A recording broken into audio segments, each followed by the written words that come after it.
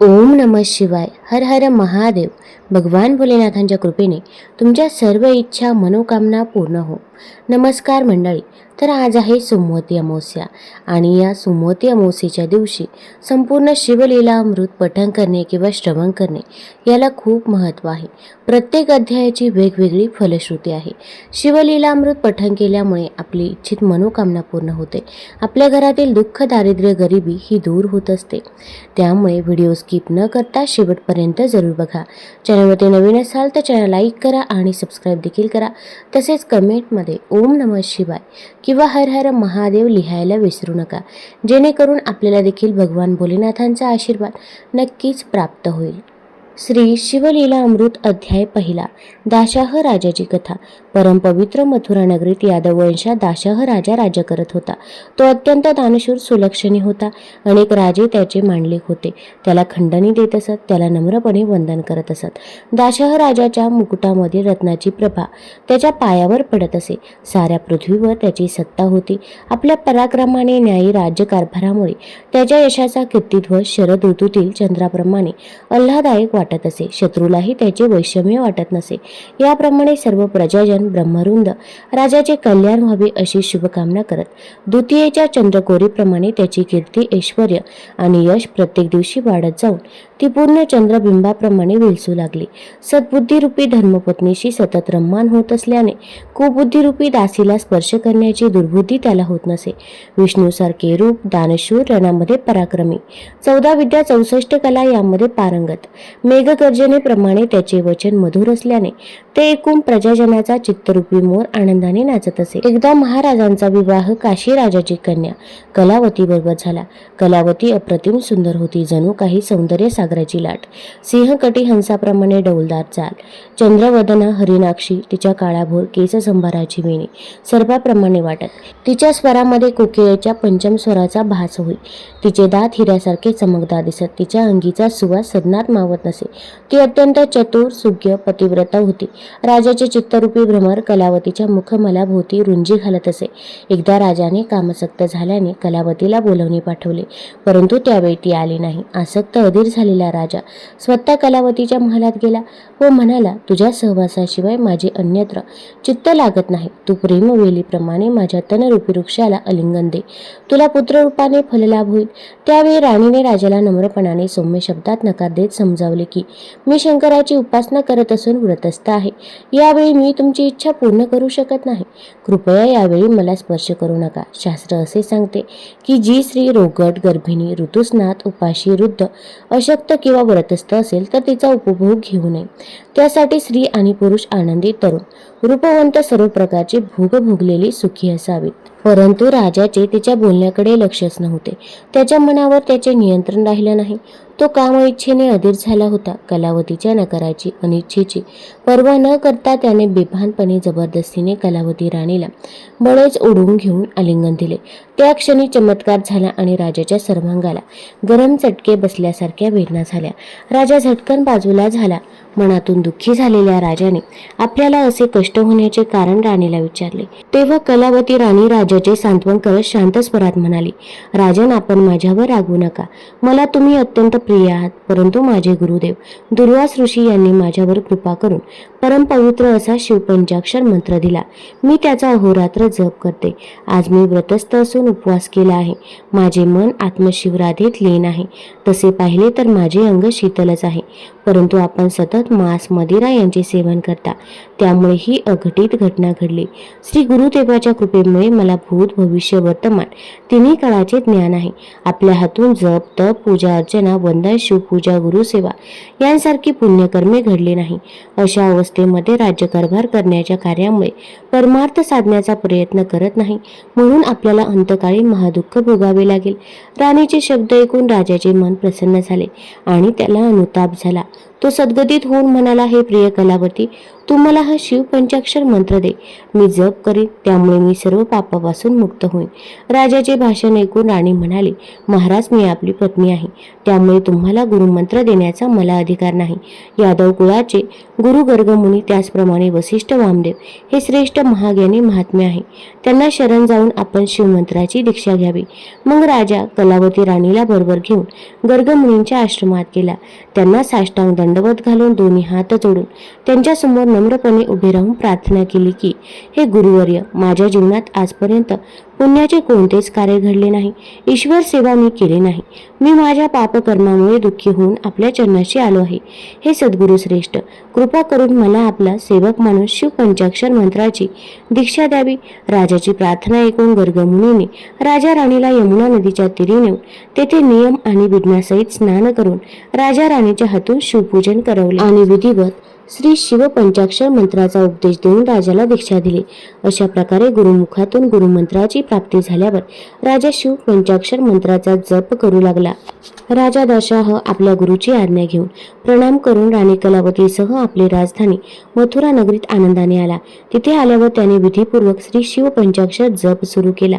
त्याच्या राज्याचा विस्तार झाला. राज्यातून दुष्काळ, रोगराई, अपमृत्यू, वैरभावना नाहीसे झाली. आपल्या राज्यातील सर्व प्रजाजनांना शिवभक्तीची प्रेरणा दिली. राज्यात शिवभजन, शिवकीर्तन करण्यास सांगितले. सर्वत्र रुद्राभिषेक, शिवपूजन तसेच यथाविधी ब्राह्मण भोजने सुरू झाली. एक दिवस उत्तम समय, अनुकूल समय पाहून राजाने आपली पत्नी कलावतीला आलिंगन दिले. त्यावेळी तिचे अंग चंदनासारखे शीतल, आल्हाददायक, सुखकारक वाटले. त्यावेळी राजाला आपल्या पत्नीच्या सत्यवचनाची प्रचिती आली. त्याचे मन प्रसन्न झाले.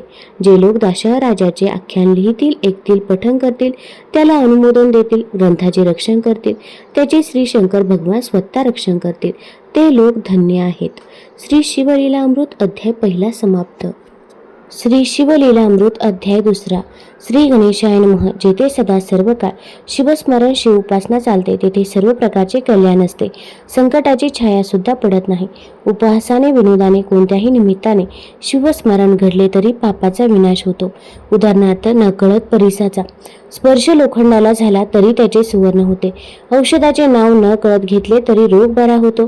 लहान बालकाने गवतावर नकळत अग्नी टाळला तरी गवत जळून जाते. त्याचप्रमाणे विनोदाने, थट्टेने शिवनाथ मुखात आले तरी पाप नष्ट होते. शिवरात्रीला उपवास, जागरण करणे, बेल फुले वाहणे, शिवपत्री शिवलिंगावरती वाहून यथासांग पूजा करणाऱ्याचे सहस्र जन्मीचे पाप भस्म होते. प्रत्येक काळी शिवदर्शन घेण्यामुळे आधीच्या दिवस रात्रीची पापे, दुपारी दर्शन घेण्यामुळे 7 जन्माची पापे, सायंकाळी शिवलिंगाचे दर्शन घेण्यामुळे अनंत जन्माची पापे नष्ट होतात. सहस्रमुखी असलेला शेषही शिवरात्रीचा महिमा वर्णन करू शकणार नाही. कपिला षष्ठी, संक्रांत, गजछाया, ग्रहण, अर्धोदय, महोदय इत्यादी महापर्वणीच्या वेळी केलेली पुण्यकर्मे शिवरात्रीच्या पुण्यकर्मावरून ओवाळून टाकावे एवढे अत्यल्प होते. अनेक ऋषी, देवदेवता शिवरात्र हा पुण्य दिवस महात्म्य जाणून शिवपूजा, जागरण, रुद्रघोष करून हे व्रत करतात. माघ मासातील कृष्ण चतुर्दशी हा दिवस मुख्य शिवरात्र जाणून त्या संबंधीचे महात्म्य कथा शौनक आदी ऋषींना सुतांना सांगितले. एक पारधी जंगलामध्ये शिकार शोधण्याकरता झाडावर बसला होता. संपूर्ण दिवस गेला परंतु त्याला शिकार काही सापडलं नाही. सायंकाळी हरणाचा एक कळप तिथे पाणी पिण्याकरता आला. पारधी बाण सोडणार तेवढ्यात त्यातील एक हरिण पुढे येऊन पारध्याला म्हणाले की, हे पारध्या, तू बाण सोडणार आहे, आमची शिकार करणार आहे हे अटळ आहे, परंतु मी तुला एक विनंती करतो, मला माझ्या कुटुंबाला एकदा भेटून येऊ दे, माझे कर्तव्य मला पार पाडून येऊ दे. हरणाने वचन दिल्याने पारध्याने त्याची विनंती मान्य केली. दूरवरून मंदिरातील घंटांचे आवाज येत होते. ओम नमः शिवाय, ओम नमः शिवाय शब्द कानावर येत होते. पारधी ज्या झाडावर बसला होता ते झाड बेलाचे होते. झाडाची समोर फांदी येत असल्यामुळे त्याला लांबचे दिसत नव्हते. त्यामुळे त्याने त्या झाडावरील एक पान तोडायला सुरुवात केली आणि तो एक एक पान खाली टाकत होता. त्या झाडाखाली पुराणे शिवलिंग होते. ती बेलाची पाने त्यावरती नकळत पडत होती. नकळत का होईना पण त्या पारध्याच्या हातून शिव उपासना घडत होती. हरिण परत आल्यानंतर त्याने पारध्याला म्हटले की आता मला मार, मी माझे कुटुंब प्रमुख असल्याचे कर्तव्य बजावून आलो आहे. तेव्हा लगेच हरिणी पुढे आली आणि तिने म्हटले, त्यांना नका, मला मारा, मला माझे पत्नी धर्माचे कर्तव्य पार पाडायचे आहे. त्वरित हरणाचे लहान पिल्ले पुढे आली आणि म्हणाली, आईला नको, आम्हाला मार, आम्हाला आमचे पुत्र धर्माचे कर्तव्य पार पाडू दे. ते पाहता पारध्याच्या मनात विचार आला, हे प्राणी मात्र असून देखील आपल्या कर्तव्याला चुकत नाही, तर मी माझा मानवधर्म दयाधर्म का सोडू. त्याने सर्वांना जीवनदान दिले. देवादिदेव महादेव हे सर्व पाहून हरणावर आणि पारध्यांवर प्रसन्न झाले. त्यांनी त्या सर्वांना कृपा आशीर्वाद दिला, सर्वांचा उद्धार केला. हरणाला मृग नक्षत्र म्हणून व पारध्याला व्याघ्र नक्षत्र म्हणून अवकाशात नेहमी करता स्थान दिले. हा प्रसंग ज्या समयास घडला तो दिवस होता महाशिवरात्रीचा. श्री शिवलीलामृत अध्याय 2 समाप्त. श्री शिवलीलामृत अध्याय 3. रावणाची माता कैकसी रावणाच्या कल्याणासाठी संपूर्ण विजय प्राप्तीसाठी रोज 5 धान्याचे पीठ करून त्याचे शिवलिंग करून पूजा करत असे. इंद्राने एकदा द्वेषबुद्धीने ते शिवलिंग समुद्रात नेऊन टाकले. कैकसीने अन्न पाण्याचा त्याग केला. हे पाहून रावणाने आईला सांगितले की मी कैलासावर जाऊन तपश्चर्या करून शिवाचे आत्मलिंगच तुला पूजेसाठी आणून देतो. रावण 14 विद्या 64 कला निष्णात होता. त्याने वेदाचे भाग करून सारासार निवडले. त्याने शंकराला प्रसन्न करून घेण्यासाठी आपले मस्तक आपल्या हाताने तोडून आपल्या शिराच्या तारा त्याला जोडून ताल स्वरयुक्त रागरागिणीचे संगीत तयार केले आणि त्यातून भगवान शंकराची स्तुती केली. संगीताच्या स्तुतीच्या प्रभावाने शंकर प्रसन्न झाले. प्रकट होऊन त्याने रावणाला वरदान मागण्यास सांगितले. त्यावेळी रावणाने प्रथम आपल्या आईच्या इच्छेनुसार पूजेसाठी शिवलिंग मागितले आणि दुसरे वरदान आपल्यासाठी त्रिभुवनात अत्यंत सुंदर असलेली पार्वतीसारखी स्त्री पत्नी मिळावी असे मागितले. तथास्तु म्हणत शंकराने करोडो सूर्याप्रमाणे तेजपूज असलेले प्रकाशमान आत्मलिंग आपल्या हृदयातून काढून रावणाला दिले. आत्मलिंगाची प्राप्ती झाल्यावर रावण प्रसन्न झाला. पार्वतीसारखी सुंदर स्त्री मिळावी या त्याच्या मागणीसाठी भगवान शिव म्हणाले, पार्वतीसारखी सुंदर स्त्री त्रिभुवनात दुसरी स्त्री ब्रह्मदेव निर्माण करू शकला नाही, म्हणून तू पार्वतीलाच घेऊन जा. असे म्हणून पार्वतीला रावणाच्या स्वाधीन केले. रावणाला अत्यानंद झाला. एका हातात आत्मलिंग, खांद्यावर पार्वतीला घेऊन रावण शिवाला वंदन करून आपल्या राजधानीच्या मार्गाने चालू लागला. हे पाहून शिवपुत्र गणेश, कार्तिकेय, नंदी, स्कंद, वीरभद्र शंकराला म्हणाले, आदिनाथ, हा कसला भोळेपणा, उदारता प्रत्यक्ष आदिमाया रावणाला देऊन टाकली. रावण कसा आहे तुम्हाला माहीत नाही का? यावर शंकर त्यांना धीर देत म्हणाले, काळजीचे कारण नाही, तिचा रक्षण करता भगवान विष्णू आहे. तो तिला रावणाच्या हातून मुक्त करण्यासाठी धावत येईल. इकडे रावणाच्या हाती सापडलेल्या पार्वतीने मुक्त होण्यासाठी भगवान विष्णूंचे स्मरण केले. हे असुरमर्दना, तू असुरवधासाठी दशावतार घेतलेस. माझ्या पतीला तुझे रूप अत्यंत प्रिय आहे. धावत येऊन मला या दैत्याच्या हातून मला मुक्त कर. पार्वतीचा धावा कानी येताच भगवान विष्णू ब्राह्मणाचे रूप घेऊन रावणाच्या मार्गात त्याच्यासमोर आले आणि रावणाला म्हणाले, दशानना, एवढी सुंदर स्त्री तुला कोठून प्राप्त झाली? रावण गर्वाने म्हणाला, ही पार्वती आहे, मला शंकराने दिले. ब्राह्मण वेशधारी विष्णू म्हणाले, अरे तिला खाली उतरून तिचे तोंड तरी पहा. रावणाच्या मनात शंका आली. त्याने पार्वतीला खांद्यावरून उतरून खाली ठेवले. तोपर्यंत विष्णूने योगमायेच्या सामर्थ्याने पार्वतीला कुरूप, वृद्ध, कळी, अमंग, दात पडलेली, कपाळावर आठे असे केले. पार्वती म्हणून आणलेल्या त्या स्त्रीचे असे हीन रूप पाहून रावणाने तिला तिथेच सोडून दिले. ते पाहून ब्राह्मण वेशधारी विष्णू खदखदा हसू लागले. विष्णूंनी तेथेच पार्वतीची भद्रकाली म्हणून स्थापना केली. इकडे रावण पुन्हा कैलासावर आला. रागाने तो शंकराला म्हणाला, देवा, तुम्ही माझी फसवणूक केली. पार्वती म्हणून एक अमंगळ कुरूप स्त्री दिली. तेव्हा भगवान शंकर म्हणाले, पार्वती विविध खेळ खेळणारी आहे. ती तुला तिच्या असंख्य लीला करून असंख्य ब्रह्मांडे दाखवेल आणि क्षणार्धात ती सर्व लपवून ठेवेल. ती तुझ्या कह्यात येणार नाही, तू तिला सांभाळू शकणार नाही. भगवान विष्णूने आपल्या शरीरापासून एक सुंदर स्त्री निर्माण केली आणि रावणाला सांगितले की मयासुराची कन्या मंदोदरी म्हणून जन्माला येईल. अत्यंत सुंदर असलेली ती तुला पट्टराणी म्हणून प्राप्त होईल. मयासूर तिचे तुझ्याबरोबर कन्यादान करते वेळी तुला अमोघ शक्ती प्रदान करतील. त्यामध्ये 7 कोटी मंत्रांचे सामर्थ्य असेल. रावणा त्याचा उपयोग तू तुझ्या शत्रूवर कर. शंकराच्या सांगण्याने प्रसन्नचित्त झालेला रावण आत्मलिंग बरोबर घेऊन निघाला. वाटेत गजानन गुराख्याच्या रूपात गायी चारत होता. देवांच्या विनंतीवरून रावणाच्या हातून आत्मलिंग सोडून त्याची योग्य ठिकाणी स्थापना करण्याचा त्याचा हेतू होता. म्हणून गजानन रावणाच्या मार्गात उभा होता. तोपर्यंत रावणाला लघुशंका उत्पन्न झाली. हातात शिवलिंग घेऊन लघुशंका करणे शास्त्राच्या विरुद्ध नियम होता. रावण आत्मलिंग जमिनीवर ठेवू शकत नव्हता, कारण तसा शंकराचा असा आदेश होता. रावणाला तेवढ्यातच गुराखी दिसला. रावणाने जवळ जाऊन गुराख्याला सांगितले की मी लघुशंका करून येईपर्यंत हे आत्मलिंग हातात घेऊन उभा राहा. तेव्हा गुराखी म्हणाला, माझ्या गायी रानुमाळ फिरतात, त्या दूर पळून जातील. तुम्हाला लघुशंकेला बराच वेळ लागेल, त्यासाठी मी तुम्हाला 3 हाका मारेल. त्या संपल्यावर तुम्ही नाही आलात तर मी हे आत्मलिंग जमिनीवर ठेवून गायीच्या मागे जाईन. ठीक आहे म्हणून रावणाने आत्मलिंग गुराख्याच्या रूपातील गजाननाच्या हातात दिले आणि तो लघुशंकेसाठी जरा दूर आड बाजूला गेला. रावणाला जाऊन 2 घटका झाल्या. गजाननाने थोडा वेळ थांबून 2 हाका मारल्या. 3री घटका झाली. गजाननाने 3री हाक मारून सांगितले, रावणा 3 घटकापर्यंत मी थांबलो. माझ्या गायी फार दूर गेल्यात. तुझे हे लिंग घेण्यासाठी तू लवकर ये. रावण हाताने थांब थांब म्हणत खुणा करत होता, परंतु गजाननाने ते आत्मलिंग जमिनीवर ठेवले आणि मी चाललो असे म्हणून तो निघून गेला.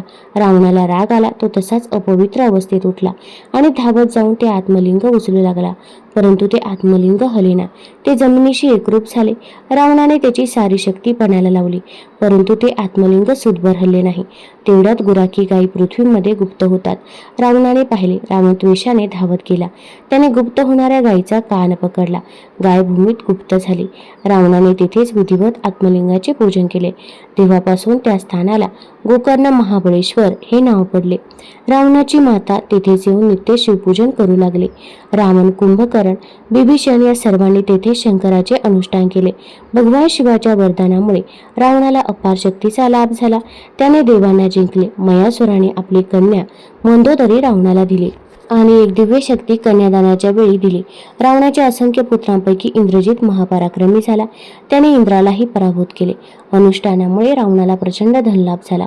असा हा गोकर्ण महाबळेश्वर तीर्थाचा महिमा आहे. श्री शिवलीलामृत अध्याय 3 समाप्त. श्री शिवलीलामृत अध्याय 4 विमर्शन राजाची कथा. किरात देशाचा विमर्शन नावाचा राजा अत्यंत हिंसक, अन्यायी, निर्दय, मांस, मदिरा यथेच्छ सेवन करणारा, व्याभिचारी, दुराचारी, पराक्रमी होता. त्याला शिकारीची आवड होती, परंतु तो शिवाचा उपासक असून नित्य शिवपूजा करत असे. कुमुदवती नावाच्या अतिबुद्धिमान गुणी राणीने एकदा त्याला विचारले, महाराज, आपण शिवरात्र, सोमवार, प्रदोष व्रताचे आचरण करता, शिवस्तुती, शिवभजन, लीला सुस्वर गाता, परंतु आपल्या हातून पापचरण घडते. या दोन्ही सत्कृत्य दुष्कृत्य प्रवृत्ती तुमच्या ठिकाणी प्रबल कशा आहेत? राजा म्हणाला, मी पूर्वजन्मीत पंपानगरी श्वान म्हणजे कुत्र्याच्या रूपात होतो. एकदा माघातील शिवरात्रीच्या दिवशी शंकराच्या मंदिराजवळ खायला कोणी देईन म्हणून तेथे गेलो. तेथे राजाच्या सैनिकांनी मला हकलले. मी शंकराच्या मंदिराभोवती फिरून पुन्हा तेथेच अन्नाच्या आशेने आलो. ते मला वारंवार हकलत होते. मी पुन्हा पुन्हा मंदिराभोवती फिरून येत होतो. शेवटी त्यांनी चिडून मला बाण मारला. मी जखमी होऊन पडलो. तेथून शिवलिंग दिसत होते. त्याकडे पाहता पाहता माझे प्राण गेले. त्या पुण्याईने मी राजा म्हणून जन्माला आलो, परंतु पूर्वजन्मीचे कुत्र्याचे गुण गेले नाहीत. त्यामुळे या शरीराच्या द्वारे माझ्याकडून पापाचरण घडत आहे. राणी म्हणाली, तुम्हाला पूर्वजन्मीचे ज्ञान आहे तर माझ्या पूर्वजन्माबद्दल सांगा. राजा म्हणाला, पूर्वजन्मी तू एक कपोती होतीस. चोचीमध्ये खाद्यपदार्थ घेऊन जात असताना ससाना पाठीमागे लागल्यामुळे त्याच्या भयाने निवारा शोधण्याच्या प्रयत्नात तू शंकराच्या मंदिराच्या कळसाला 3 प्रदक्षिणा घालून थकून कळसावर बसले, परंतु ससाण्याने तुला मारले. तुझे शरीर मंदिरासमोर पडले. त्या पुण्याईने तू माझी राणी झालीस. यावर राणी म्हणाली, महाराज, आपल्याला भूत भविष्य या दोन्ही काळाचे ज्ञान आहे, तर मला सांगा, या पुढील जन्मात आपण कोण हो? कोणत्या शरीराने जन्म घेऊ? राजा म्हणाला, पुढल्या जन्मी मी सिंधू देशाचा राजा आणि तू जया नावाची माझी पत्नी होशील. त्यानंतर मी सौराष्ट्र देशाचा राजा आणि तू कलिंग देशाची राजकन्या होऊन माझ्याशी विवाह करशील. 4थ्या जन्मात मी गंगाधर देशाचा राजा आणि तू मगध देशाची राजकन्या होऊन मला वरशील. 5व्या जन्मात मी अनर्थ देशाचा राजा आणि तू ययाती राजाची कन्या होऊन माझी राणी होशील. 7व्या जन्मात मी पांड्य राजा होईल. तू वसुमती नावाची पद्मराजाची सुपुत्री होशील. पुढच्या सगळ्या जन्मात मी मोठा पराक्रम करून शिवकृपेने कीर्ती प्राप्त करेन, धर्माचा प्रचार करेन. अशा प्रकारे प्रत्येक जन्मात तुझ्या माझ्यात प्रेमबंधन असेल आणि जन्मजन्मांतर शंकर भगवानाची भक्ती आपल्याला मिळेल. शेवटच्या जन्मात मी मुलाच्या हातात राज्यकारभार सोपवून वनात तपश्चर्या करेन. अगस्ती ऋषींना शरण जाऊन त्यांच्याकडून शिवदीक्षा प्राप्त करून तुझ्यासह दिव्यदेह प्राप्त करून कैलासावर जाईल. अशा प्रकारे विमर्शन राजा कुमुदवती राणी यांनी अनेक जन्माच्या कर्माचा अंत करून शिवलोक प्राप्त करून घेतला. सूत म्हणतात, शिवभक्तीची थोरवी प्रत्यक्ष वेदालाही वर्णन करता येत नाही. श्री शिवलीलामृत अध्याय 4 समाप्त. श्री शिवलीलामृत अध्याय 5. सत्यरथ राजाची कथा. विदर्भ देशाचा राजा सत्यरथ उत्तम शासक, महाधार्मिक होता, परंतु शिवभक्तीमध्ये त्याचे मन लागत नसे. एकदा शाल्व देशाच्या राजाने विदर्भ देशावर आक्रमण केले. अनेक राजाचे युद्धासाठी सहाय्य घेतले. 7 दिवस सत्यरथाच्या सैनिकांनी मोठ्या हिमतीने युद्ध केले, परंतु राजा एकटाच होता आणि अनेक राजे त्यांची अपार सेना त्यांच्या विरुद्ध शत्रुत्वाने युद्ध करत असल्याने राजा सत्यरथ धारातीर्थी पडला. शत्रूचे सैनिक नगरात शिरले. त्यांनी प्रजेला लुटून सर्व धन वैभव नेले. सत्यरथाची पत्नी राणी इंदुमती गर्भवती होती. 9 महिने पूर्ण होऊन तिच्या प्रसूतीची वेळ जवळ आली होती, परंतु शत्रूच्या हाती लागू नये म्हणून भयाने ती एकटी अरण्यात पळून जाऊ लागली. राजमहालात राहणाऱ्या त्या कोमलांगी राणीने कधी कडक ऊन अनुभवले नव्हते. शत्रूच्या भयाच्या धास्तीने पळत शेवटी थकून ती वनातील एका वृक्षाखाली बसली. तेथे प्रसूती वेदनेने तळमळत गडाबडा लोळू लागली. तिच्या तोंडातून शब्द बाहेर पडता 1000 दासी धावत होत्या. ती असह्य होऊन वृक्षाखाली तहानेने भुकेने व्याकुळ होऊन बसली होती. त्यावेळी कष्टाने तिची प्रसूती झाली, पुत्र झाला. आनंदाचा क्षण अनुभवण्याची तिची अवस्था नव्हती. तिने बालकाला तेथे झोपवले आणि पाणी कोठे मिळेल म्हणून रखडत चालू लागली. तो तिला एक सरोवर दिसले. तिला बरे वाटले. तहानेने व्याकुळ होऊन अधीरपणाने ती सरोवराच्या काठावर गेली. तोच दुर्दैवाने सरोवरातील मगरीने तिला ओढून खाऊन टाकले. ज्या राजपुत्राच्या जन्माने साऱ्या नगरीत आनंदोत्सव साजरा व्हावा, तो अनाथ एकटा घनदाट अरण्यात वृक्षाखाली भुकेने असहाय्यपणे आक्रोश करत होता. योगायोगाने उमा नावाची ब्राह्मण स्त्री आपल्या 1 वर्षाच्या मुलाला कडेवर घेऊन तेथून चालली होती. त्या बालकाचे रडणे ऐकून ती त्याच्याजवळ आली. नाळ न कापलेले ते एकटे बालक पाहून तिने आजूबाजूला त्याच्या सोबतीस कोणी आहे का त्याचा शोध घेतला. शेवटी जंगलातील प्राणी बालकाला खाऊन टाकतील या विचाराने बालकाच्या प्राणरक्षणासाठी उचलून घेतले. तिला पाना फुटला. बालकाला तिने स्तनपान केले. तेवढ्यात भगवान शंकर यती रूपात प्रकट झाले व त्यांनी उमेला ते बालक घरी घेऊन जाण्याची सूचना केली. उमेने ते बालक उचलले व ती तिथून निघाली. उमा स्वतः अति गरीब होती. भिक्षा मागून ती आपल्या मुलाचा उदरनिर्वाह करत असे. एकदा ती एकचक्रा नगरीत भिक्षा मागण्यासाठी आली. भिक्षा मागतच ती एका शिव मंदिराजवळ आली. तेथे शांडिल्य ऋषी ब्राह्मण समुदायात बसून विधीपूर्वक शंकराची पूजा करत होते. ती ब्राह्मण स्त्री क्षणभर मंदिरासमोर उभी राहून पूजेचा सोहळा पाहत होती. जेव्हा शांडिल्य ऋषींचे तिच्याकडे लक्ष गेले, तेव्हा तिच्या कडेवरील मुलाकडे पाहत ते म्हणाले, पहा कर्मगती किती गहन आहे. त्या स्त्रीच्या कडेवर असलेले बालक खरे तर राजपुत्र आहे, पण आज तो दीन अवस्थेत आहे. शांडिल्य ऋषींचे ते उद्गार ऐकल्यावर उमा धीर करून पुढे आली. तिने ऋषींचे पाय धरले आणि म्हणाले, ऋषी श्रेष्ठ, आपण त्रिकाल ज्ञानी आहात. खरंच या मुलाचे पूर्ववृत्त मला ठाऊक नाही. याची माता पिता कोण, जिवंत आहे की नाही, असतील तर कुठे? तेव्हा शांडिल्य ऋषी म्हणाले, हा धर्मगुप्त नावाचा राजपुत्र असून हा विदर्भ देशाचा राजा सत्यरथ राणी इंदुमती यांचा मुलगा आहे. पूर्वजन्मी राजा सत्यरथ राजाच असताना एके दिवशी तो प्रदोषसमयी शिवपूजन करत असताना त्याच्या नगरीवर शत्रूने हल्ला केला. हे वृत्त सेवकाने सांगितले. तेव्हा राजा शिवपूजा अर्धवट टाकून उठला. तोपर्यंत प्रधानाने शत्रूला बांधून राजासमोर आणले. राजाने क्रोधाने शत्रूवर खडक चालवून शिरछेद केला आणि अर्धवट राहिलेली पूजा पूर्ण न करताच भोजन करून शयनकक्षात गेला. त्यामुळे राजा सत्यरथ अल्पायुषी झाला व शत्रूकडून मारला गेला. या मुलाच्या मातेने इंदुमती राणीने पूर्वजन्मात आपल्या सतीला कपटाने ठार मारले, म्हणून या जन्मी ती सवत सुसर झाली आणि तिने राणीला पाण्यात खाऊन सूड उगवला. हा राजपुत्र पूर्वजन्मी शिवव्रत काहीच करत नसे, म्हणून तो या जन्मी अनाथ होऊन वनात पडला. म्हणून प्रदोष काळी शंकराची पूजा एकाग्रतेने करावी, मध्येच उठू नये. त्यावेळी भवानी पुढे भगवान शंकर आनंदाने नृत्य करत असतात. शारदा वीणा वाजवते, ब्रह्मदेव ताल धरतो, इंद्र वेणू वाजवतो, सरस्वती मधुर स्वरात गायन करते. उमेने विचारले, माझा पुत्र शुचिव्रत दरिद्री का झाला? शांडिल्य ऋषी म्हणाले, तुझ्या मुलाने पूर्वजन्मी पुष्कळ दाने घेतली, परंतु कोणाला दान दिलं नाही. शिवपूजन केलं नाही. परान्न खाण्यामुळे जीवा दग्ध होते. दूषित वस्तूचे दान घेण्यामुळे हात जळतात.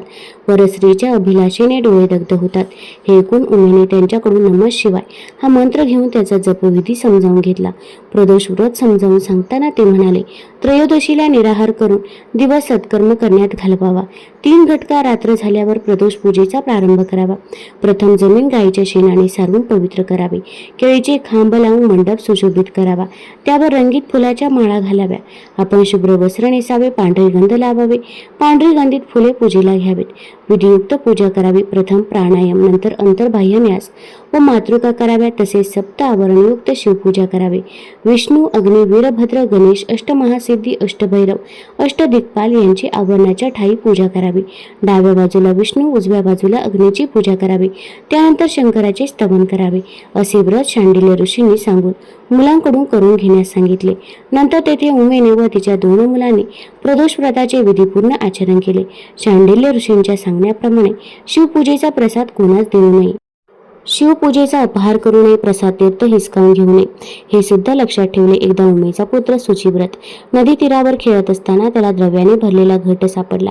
त्याने तो आईजवळ नेऊन दिला. त्यातील अर्धे द्रव्य तिने धर्मगुप्त याला देऊ केले, परंतु त्याने ते स्वीकारले नाही. तो म्हणाला, पृथ्वीवरील सर्व द्रव्य आमचेच आहे. सुचिव्रत, धर्मगुप्त दोघांनी तारुण्यात प्रवेश केला होता. एकदा सुचिव्रत आणि धर्मगुप्त वनविहार करण्यास गेले. तेथे क्रोधवीन नावाच्या गंधर्वाची कन्या अंशुमती आपल्या सख्या समवेत वनविहारासाठी त्या वनात आले होते. तिला पाहून धर्मगुप्त मोहित झाला. लावण्यवती, कोमलांगी अंशुमती धर्मगुप्ताला पाहून प्रभावित झाली. तिने पाने फुले पसरून आसन तयार केले. खुणेने राजपुत्र धर्मगुप्ताला बोलवले. धर्मगुप्त जवळ येताच आपल्या गळ्यातील मोत्याची माळ त्याच्या गळ्यात घातली. त्याच्या पायावर डोके ठेवून ती म्हणाली, मी तुम्हाला काया वाचा मनाने भरले आहे. आज मी तुमची पत्नी झाली आहे. धर्मगुप्त तिला म्हणाला, तू म्हणतेस ते कसे घडेल? मला आई वडील नाही, राजभ्रष्ट गरीब आहे. तुझा पिता आपल्या विवाहाला संमती देणार नाही. यावर अंशुमती म्हणाली, तुम्ही चिंता करू नका. आजपासून 3रे दिवशी मी याच ठिकाणी पुन्हा येईन. तुम्ही पण या. अंशुमती राजपुत्र धर्मगुप्ताचा निरोप घेऊन तेथून निघून गेली. आपल्या पित्याला तिने सर्व सांगितले.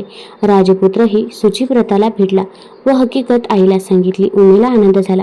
त्यानंतर 3ऱ्या दिवशी राजपुत्र धर्मगुप्त सुचिव्रताला घेऊन वनात आला. तेव्हा गंधर्वराज सर्व परिवारासह आला. धर्मगुप्ताला पाहून त्याला आनंद झाला. त्याला आपल्या नगरीला नेऊन त्याने यथाविधी अंशुमती धर्मगुप्ताचा विवाह करून दिला. 4 दिवस लग्न सोहळ्याचा थाटमाट चालला होता.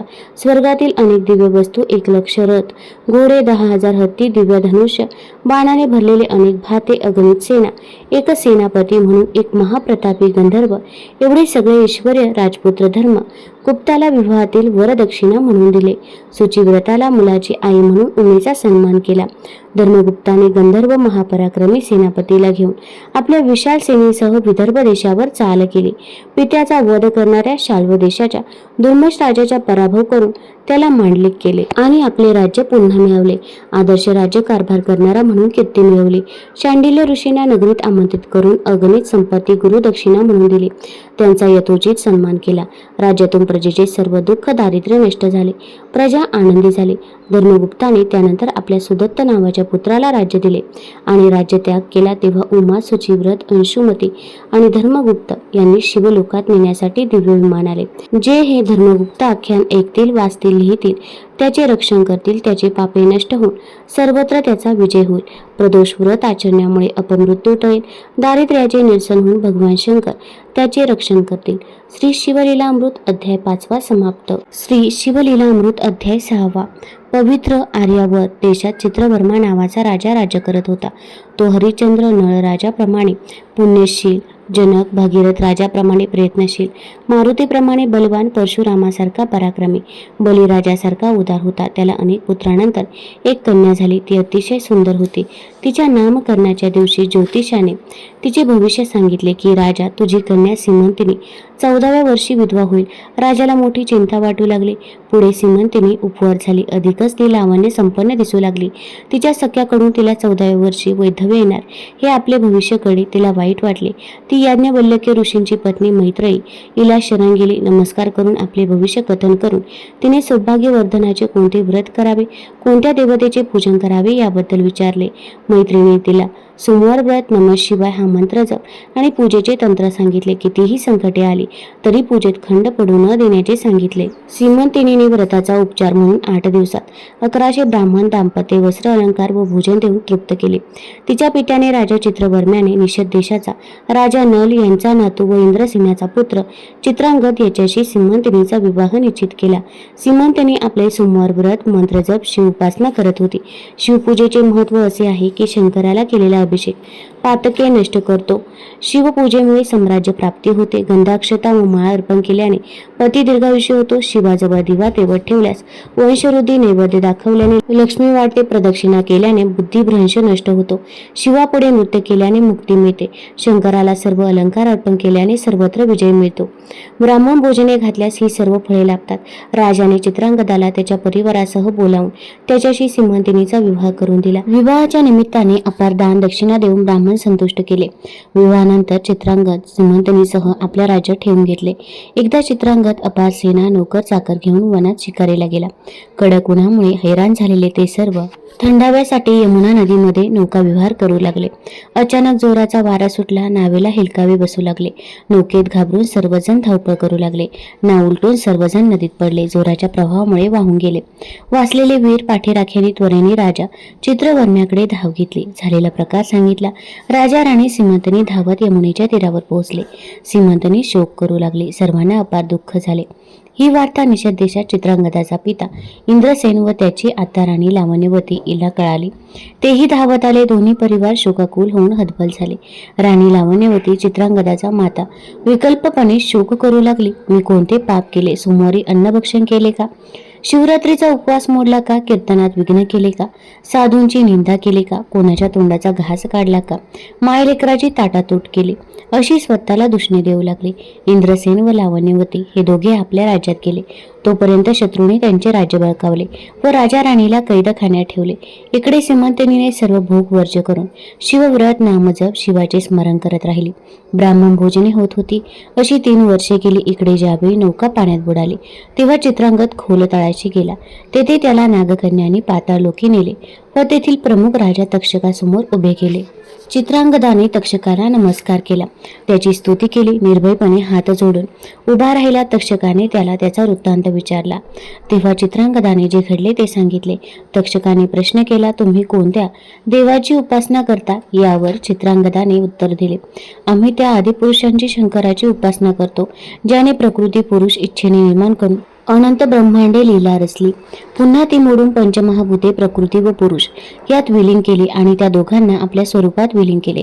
तो सदाशिव आमचे इष्टदैवत आहे, ज्याच्या मायेने सत्वगुण म्हणजे विष्णू, रजोगुण म्हणजे ब्रह्मदेव आणि तमोगुणाने रुद्र निर्माण झाले. पाताळ, अंतरिक्ष, दशदिशा, पंचतत्वे, नद्या, समुद्र, अष्टधातू, भस्म, मृत्तिका व्यापून जो ठरला आहे. शंकराची अशी मनापासून चित्रांगदाने स्तुती केली. ते ऐकून तक्षकाला आनंद झाला. चित्रांगदाला त्याने उठून प्रेमाने आलिंगन दिले. नागलोकातील विविध अद्भुत गोष्टी दाखवून त्याचा उपभोग घेण्याचे चित्रांगदाला विनंती केली आणि नागलोकात राहण्याचे सुचवले. चित्रांगद म्हणाला, नागराज, आपण मला इथे राहण्याचे सांगता. आपण थोर मनाने दयाळू आहात, परंतु मी माझ्या माता पित्याचा एकुलता एक पुत्र आहे.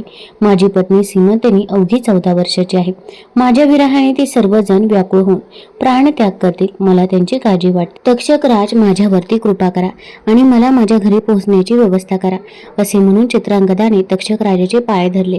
त्याच्या बोलण्यातील मातापित्यावरचे प्रेम, पती या नात्याने पत्नीची काळजी हे सर्व भाव पाहून तक्षकराज प्रसन्न झाला. त्याने चित्रांगदाला भूमीवर दुर्मिळ असणाऱ्या असंख्य वस्तू, रत्ने, दिव्य वस्त्रे, अलंकार, चिंतामणी एका काठोड्यात बांधून एका प्रचंड राक्षसाच्या डोक्यावर दिले. चित्रांगदाच्या माथ्यावर हात ठेवून त्याला 12,000 हत्तींचे बळ देत तक्षक म्हणाला, मदतीसाठी तू ज्यावेळी माझे स्मरण करशील त्या क्षणी मी तुझ्या पाठीशी असेल. असे म्हणून बसण्यासाठी एक घोडा चित्रांगदाला देऊन एक ज्येष्ठ सर्प भेटीच्या वस्तूसह पाण्यातून चित्रांगदाला यमुनेच्या तीरावर पाठवले. चित्रांगद यमुनेच्या तीरावर आला, सभोवती पाहू लागला. त्यावेळी सीमंतिनी स्नानासाठी यमुना तीरावर आली होती. दोघांनी एकमेकांकडे पाहिले, परंतु ओळखले नाही. चित्रांगदाच्या गळ्यात सर्पमणी, माळा, पाचूचा कमरपट्टा होता. सीमंतिनीच्या गळ्यात मंगळसूत्र, कपाळी कुंकू, डोळ्यात काजळ, सौभाग्य चिन्हे नव्हते. शिवाय उपवास, चिंता, दुःखाने ती क्रूर झाली होती. चित्रांगदाने तिला परिचय विचारला तेव्हा तिच्या सख्यांनी त्याला तिच्या पतीचे दुर्दैवी निधन, सासू सासऱ्याच्या बंदिवासाबद्दल सांगितले. आपण एक सिद्ध पुरुष आहोत हे सांगून त्याने सीमंतिनीचा हात हातात घेऊन म्हणाला, तुझा पती जिवंत असून आजपासून 3ऱ्या दिवशी तुझी त्याची भेट घडवीन. कोणाला ही गोष्ट सांगू नकोस असे म्हणून वेगवान घोड्यावर बसून स्वतःच्या नगराकडे गेला. नगराबाहेर उपवनात उतरला. त्याच्याबरोबर आलेल्या सर्पराजाने मनुष्य रूप घेतले आणि नगरात फिरून सर्वांना सांगितले की चित्रांगद सिद्धी प्राप्त करून घेऊन 12,000 हत्तीचे बळ मिळून येत आहे. त्याच्यापुढे शत्रूचा निभाव लागणार नाही. स्वतःचा सर्वनाश टाळायचा असेल तर इंद्रसेन राजा, लावण्यवती राणी यांना त्यांचे राज्यपद देऊन जीव वाचवा. नगरामध्ये खळबळ माजली. तो सर्पराज गुप्तपणे बंदीखान्यात इंद्रसेन लावण्यवतीची भेट घेऊन त्यांना सर्व वृत्तांत निवेदन केले. ते ऐकून त्यांना आनंद वाटला. तोपर्यंत ज्यांनी राज्य बळकावले ते बंदीखान्यात आले. त्यांनी राजा इंद्रसेन राणी लावण्यवतीला मुक्त केले. त्यांच्या पायावर डोके टेकून अन्याय केला म्हणून त्यांची क्षमा मागितली. सन्मानाने त्यांना राजवाड्यात नेऊन राजसिंहासनावर बसवले. राजा इंद्रसेनाने त्यांना क्षमा केली. चित्रांगदाच्या क्रोधापासून संरक्षण देण्याचे अभय दिले. आलेल्या ब्राह्मण रूप घेतलेल्या सर्पराजासह राजा इंद्रसेन राणी लावण्यवती मोठा लवाजमा घेऊन नगराबाहेरच्या उपवनात आपल्या मुलाला भेटण्यास गेले. माता पित्याला पाहता चित्रांगद धावत आला. त्याच्या पायावर डोके टेकवले. लावण्यवतीने मुलाला मिठी घातली. आनंदाने रडू लागली. 14 वर्षाच्या वनवासानंतर श्रीरामप्रभू कौशल्येला भेटत आहे. याप्रमाणे ती मायलेकरे परस्पराला भेटली. माय पित्याबरोबर चित्रांगद नगरात आला तेव्हा सर्व नगर सजवले होते. मंगलवाद्ये वाजत होते. चित्रांगदाच्या येणाऱ्या मार्गावर फुलांच्या पायघड्या घातल्या होत्या. सुवासिनींनी चित्रांगदाला पंचारतीने ओवाळले. प्रजेचे प्रेम पाहून चित्रांगद प्रसन्न झाला. इंद्रसेन राजाच्या सेवकांनी आर्यवर्तास जाऊन चित्रवर्म्या राजाला ही वार्ता सांगितली. राजाने चित्रांगद, इंद्रसेन राजा, लावण्यवती यांना आपल्या राजवाड्यात निमंत्रित केले. सीमंतिनी आणि चित्रांगदाचा पुन्हा विधीपूर्वक विवाह लावून दिला. विवाह सोहळा संपन्न झाल्यावर चित्रांगद सीमंतिनी सह निषद देशास गेला. राजा इंद्रसेनाने चित्रांगदाला राज्याभिषेक करून निषद देशाचा राज्यकारभार सोपवून शंकराची आराधना करण्यास अरण्यात सपत्नीक निघून गेला. सीमंतिनीला चित्रांगदाप्रमाणेच पराक्रमी असे 8 पुत्र झाले. शिवव्रताचे मनोभावे आचरण करत त्याने दीर्घकाळ राज्य देखील केले. सूत म्हणतात, हे आख्यान स्त्रियांना सौभाग्यवर्धक आहे. त्याचप्रमाणे त्रिभिरी दोष जळून शिवपद मिळेल. श्रीधराच्या अंतकरणातील शिवभक्ती, ब्रह्मानंद, अभंग, अक्षय, अभेद, अचल अढळ राहो हीच गुरुचरणी त्याची प्रार्थना आहे. श्री शिवलीलामृत अध्याय 6 समाप्त. श्री शिवलीलामृत अध्याय 7. पिंगलेची कथा. अवंती नगरीमध्ये मदन नावाचा व्याभिचारी ब्राह्मण राहत होता. त्याच नगरीतील पिंगला नावाच्या वेश्येच्या घरी पडून राही. मदनाने आपले माता पिता, पत्नी, ब्रह्मकर्म, नियमधर्म सर्वांचा त्याग केला. मद्यमास सेवन करू लागला. ऋषभ नावाचे ऋषी जगोद्धारासाठी सर्वत्र संचार करत असताना पिंगलेच्या पुण्याईने तिच्या दारी आले. पिंगला व मदन यांनी धावत जाऊन त्यांचे पाय धरले. त्यांचे स्वागत करून, पूजा करून, उत्तम भोजन देऊन, वस्त्रे प्रदान करून, विश्रांतीसाठी उत्तम पलंग देऊन शय्येवर त्यांना झोपून रात्रभर त्यांचे पाय दाबून त्यांची सेवा केली. दुसऱ्या दिवशी ऋषभ योगीश्वर अंतर्ध्यान पावले. काही दिवसांनी मदन व पिंगला यांचा देहांत झाला. दुसऱ्या जन्मात ऋषभ योगीश्वरांच्या सेवेच्या पुण्याईने दशान देशाचा राजा वज्रबाहू पट्टराणी सुमती यांच्या पोटी मदन जन्माला आला. त्याचे नाव भद्रायू ठेवले. पिंगला वेश्या हिने दुसरा जन्म सीमंतिनीच्या पोटी घेतला व तिचे नाव कीर्तिमालिनी ठेवले गेले. पट्टराणी सुमती गर्भवती होती तेव्हा तिच्या इतर सवतीने हिला पुत्र झाला तर राज्य त्याला मिळेल अशा मत्सर बुद्धीने सुमतीला विष घातले. थोड्या दिवसांनी तिची प्रसूती झाली, पण त्या विषाचा परिणाम म्हणून तिच्या आणि मुलाच्या अंगावर शते पडले. त्यातून रात्रदिवस रक्तपू आहे. लहान मुलगा वेदनेने सारखा रडे. सुमतीलाही असह्य यातना होत. ती सारखी विभळत. राणीसाठी राजाने असंख्य उपाय केले, परंतु दोघांचे दुःख जराही कमी होईना. शेवटी त्याच्या रडण्याच्या वेदनेचा तळमळ राजाला पाहावेना. त्यांनी राणी सुमतीला आणि मुलाला घोर अरण्यात सोडून दिले. त्या अरण्यात राणी सुमती मुलासह दुःखाने रडत कणत बसली. मुलगाही रडत राहिला. तशात भुकेने तहानेने जीव व्याकुळ झाला. ती तशी शंकराचा धावा करत बसली. त्यावेळी योगायोगाने एक वाणी बैलावर माल टाकून चालला होता. मानवी रडण्याचा शोकाचा आवाज ऐकून तो आवाजाच्या दिशेने आला. एक असहाय्य स्त्री व्याधीने, ती व तिचे पुत्र यातनेने तळमळत आहे, भूक तहानेने व्याकुळ आहे हे पाहून त्याला त्याची दया आली. तो राणीला बालकासह आपल्या घरी घेऊन आला आणि त्याच्या पालनपोषणाची त्याने व्यवस्था केली. त्या नगरीचा राजा पद्माकर उदार दयाळू म्हणून सर्व ज्ञात होता. त्याला जेव्हा कळले की वज्रबाहू राजाची पट्टराणी व्याधीग्रस्त अनाथ होऊन राहत आहे, तेव्हा त्याने सुमतीला आपली धर्मकन्या मानून एक घर घेऊन दिले. तिच्या व्याधीवर उपचार करण्यासाठी नाना तज्ञ वैद्य बोलवले, परंतु काही उपयोग झाला नाही. या दुर्धर व्याधीने तिच्या बालकाचे प्राण गेले. राजा पद्मकार, इतर लोक तिचे सांत्वन करू लागले. तेवढ्यात एक शिवयोगी तेथे आला. त्याला पाहताच राजा पद्मकार धावत गेला. आदरपूर्वक गृहात आणून त्याची पूजा केली. सुमती राणीने शिवयोगीच्या चरणावर मस्तक ठेवले. शिवयोगी म्हणाला, हे मोरे, तू व्यर्थ विलाप करत आहेस. तुला तुझ्या पूर्वजन्मातील माता पिता मुलगा सगळे सोयरे यांचे स्मरण आहे का? ते कोठे आहेत, कसे भेटतील वगैरे गोष्टींचे तुला दुःख आहे का?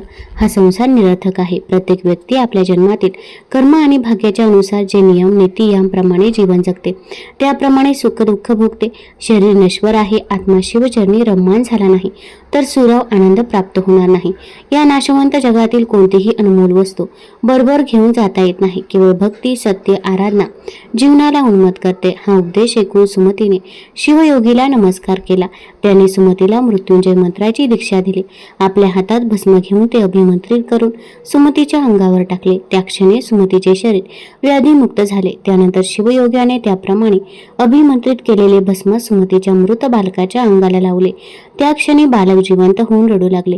तेही व्याधीमुक्त झाले. सुमतीला आनंद झाला. तिने शिवयोग्याच्या पायावर बालकाला ठेवले. त्याचे ऋण कधी फेडू शकणार नाही अशी स्तुती केली. बालकाला आशीर्वाद द्या म्हणून विनंती केली. शिवयोग्याने सुमती आणि तिचे बालक यांना आशीर्वाद देऊन बालकाचे नाव भद्रायू ठेवले. हा मोठे झाल्यावर पराक्रमी होऊन आपले राज्य मिळवेल. हा मोठा होईपर्यंत तू मात्र इथेच राहा. मृत्युंजय मंत्राचे पठण करत राहा असा सुमतीला आदेश दिला. हे बालक राजपुत्र कोणाला सांगू नकोस हेही सांगितले. पद्मकर राजाने आपला पुत्र सुनय आणि भद्रायू दोघांचे एकाच वेळी उपनयन संस्कार केले. त्यामुळे दोन्ही बालक विद्या अध्ययनासाठी योग्य झाले. सर्व प्रकारच्या विद्या कला यामध्ये दोघेही पारंगत झाले. अशा प्रकारे भद्रायू 12 वर्षाचा झाला. एके दिवशी शिवयोगी प्रकट झाला. त्याने भद्रायूला जवळ बसवून श्रुत, स्मृती, पुराण, धर्मनीती आणि राजनीती या सर्व ज्ञानाचा बोध केला. सदाचार, राजकीय नियम, त्याप्रमाणे भक्ती, ज्ञान, संसारिक जीवनातील गृहस्थाचे सर्व नियम धर्म सांगून त्याप्रमाणे आचरण करण्याचा आदेश आणि आशीर्वाद दिला. हा 7वा अध्याय जणू कैलास पर्वत असून शंकराचे यामध्ये वास्तव्य आहे. याचे पारायण हीच प्रदक्षिणा आहे. श्री शिवलीलामृत अध्याय 7वा समाप्त. श्री शिवलीलामृत अध्याय 8वा. श्री गणेशाय नमः. हे ब्रह्मानंद मूर्ती, विश्वव्यापका, तू भूळा चक्रवर्ती आहेस. शिवयोगी रूपाने शिवाने भद्रायूला शिवदीक्षा दिली. शिवकवच शिकवले. मृत्युंजय मंत्र, रुद्राक्ष धारण करणे, सर्वांगाला भस्मलेपन कसे करावे याचे ज्ञान दिले. एक अद्भुत शंख आणि खडक दिले. युद्धभूमीवर केवळ शंखनाद केला तरी शत्रू भस्म होत असे. त्याच्या मस्तकावर हात ठेवून 12,000 हत्तीचे बळ देऊन आशीर्वाद दिला. हे बाळा, तो ऐश्वर्यवंत विजयी राहा. आरोग्य कीर्ती मिळो. घरात भाग्यलक्ष्मी, हृदयात कारुण्यलक्ष्मी, हातात दानलक्ष्मी, बाहूमध्ये वीरलक्ष्मी, देशात साम्राज्यलक्ष्मी, बुद्धीमध्ये विद्यालक्ष्मीचा नित्य वास असो. सुमती भद्रायू सतत शिवयोग्याचे ध्यान करे. पुढे भद्रायूचा पिता वज्रबाहू यावर मगध देशाचा राजा हिमरथ आणि दुसरे अनेक राजे यांनी आक्रमण केले. त्यामध्ये वज्रबाहू हा एकटा असल्यामुळे पराभव झाला. शत्रूंनी वज्रबाहूच्या दशान राजाला वेढा घालून सर्व प्रकारचे धनधान्य, रत्ने, आभूषणे लुटून आपल्या देशाला नेण्यासाठी घेऊन चालले. राजा आणि प्रधानासह इतर मंत्री आणि राजपरिवारातील स्त्रिया यांना कैद करून नेऊ लागला. त्यावेळी वज्रबाहू दुःखी होऊन विचार करू लागला, यावेळी मला जर पुत्र असता तर त्याने माझे रक्षण केले असते. कोण यातून कसे मुक्त करणार? आपल्या पित्याचा पराजय, राज्याचा अपहार, शत्रूकडून कैद या सर्व गोष्टीचा समाचार भद्रायूला समजला. तेव्हा त्याने आपल्या गुरुचे स्मरण करून शिवकवच धारण केले. मृत्युंजय मंत्राचा जप करून सर्वांगाला भस्मलेपन केले. शंख खडक घेऊन आपल्या मातेकडे सुमतीजवळ येऊन तिला वंदन करून सांगितले की शत्रू अनेक आहेत. त्यांनी माझ्या वडिलांना कैद करून नेला आहे. नगर लुटला आहे. तुझ्या पुण्याईने त्या राजाला पराभूत करून तुझ्या समोर आणतो. सोबत सुनाईला घेऊन तो निघाला. ज्याप्रमाणे 2 गरुड सर्पाला निर्भयपणे शोधतात, 2 सिंह हत्तीचा शोध घेत वनातून जातात, त्याप्रमाणे भद्रायू सुनई हिमरथाच्या सैन्याचा शोध घेत अरण्यातून चालले. तेव्हा त्यांच्या दृष्टीला हिमरथाचे सैन्य दिसले. त्यांनी सिंहासारखी गर्जना केली. ते म्हणाले, चोरानो थांबा. वज्रबाहू सारखी अमोल वस्तू चोरून नेता तुम्हाला मी या अपराधाचे शासन करतो. त्याची गर्जना ऐकून शत्रू सैन्य मागे वळून पाहू लागले. तेवढ्यात भद्रायू सुनई जवळ आले. त्यांनी बाणांचा वर्षाव करून हिमरथाच्या सैन्याचा धुवा उडवला.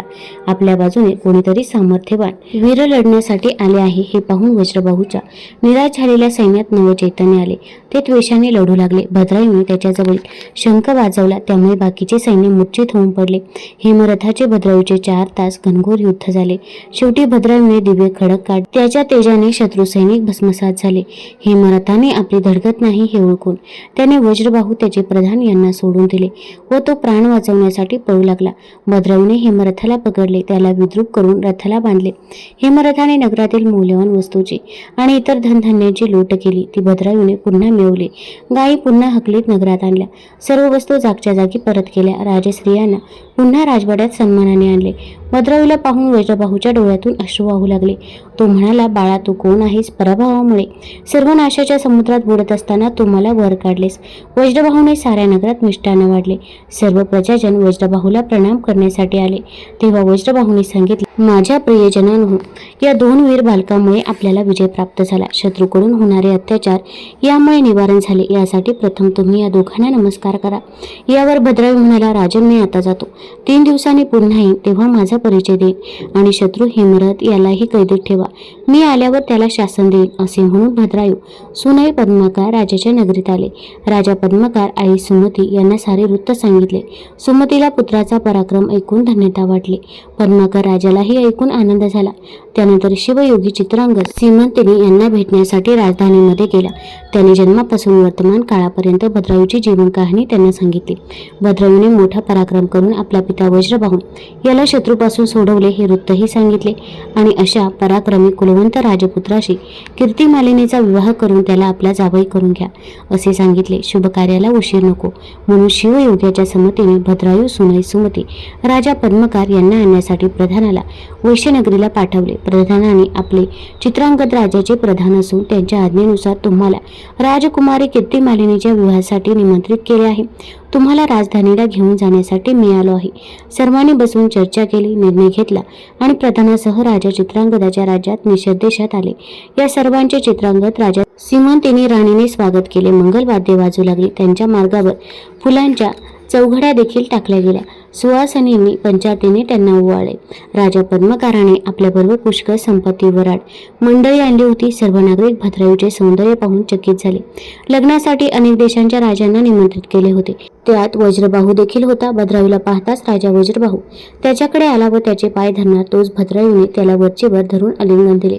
भद्रायूने वज्रबाहू राजाला एकांतात नेले व त्याला तेथे चित्रांगद राजाने वज्रबाहूची पट्टराणी सुमतीला पुढे आणले. वज्रबाहूची सुमतीची भेट होताच वज्रबाहू पश्चातापाने रडू लागला व स्वतःला या साऱ्या अन्यायाबद्दल दुष्णे देऊ लागला. परंतु चित्रांगद राजा सीमंतिनी राणीने दोघांचे सांत्वन केले. पुढे सहजीवनासाठी शुभेच्छा दिल्या.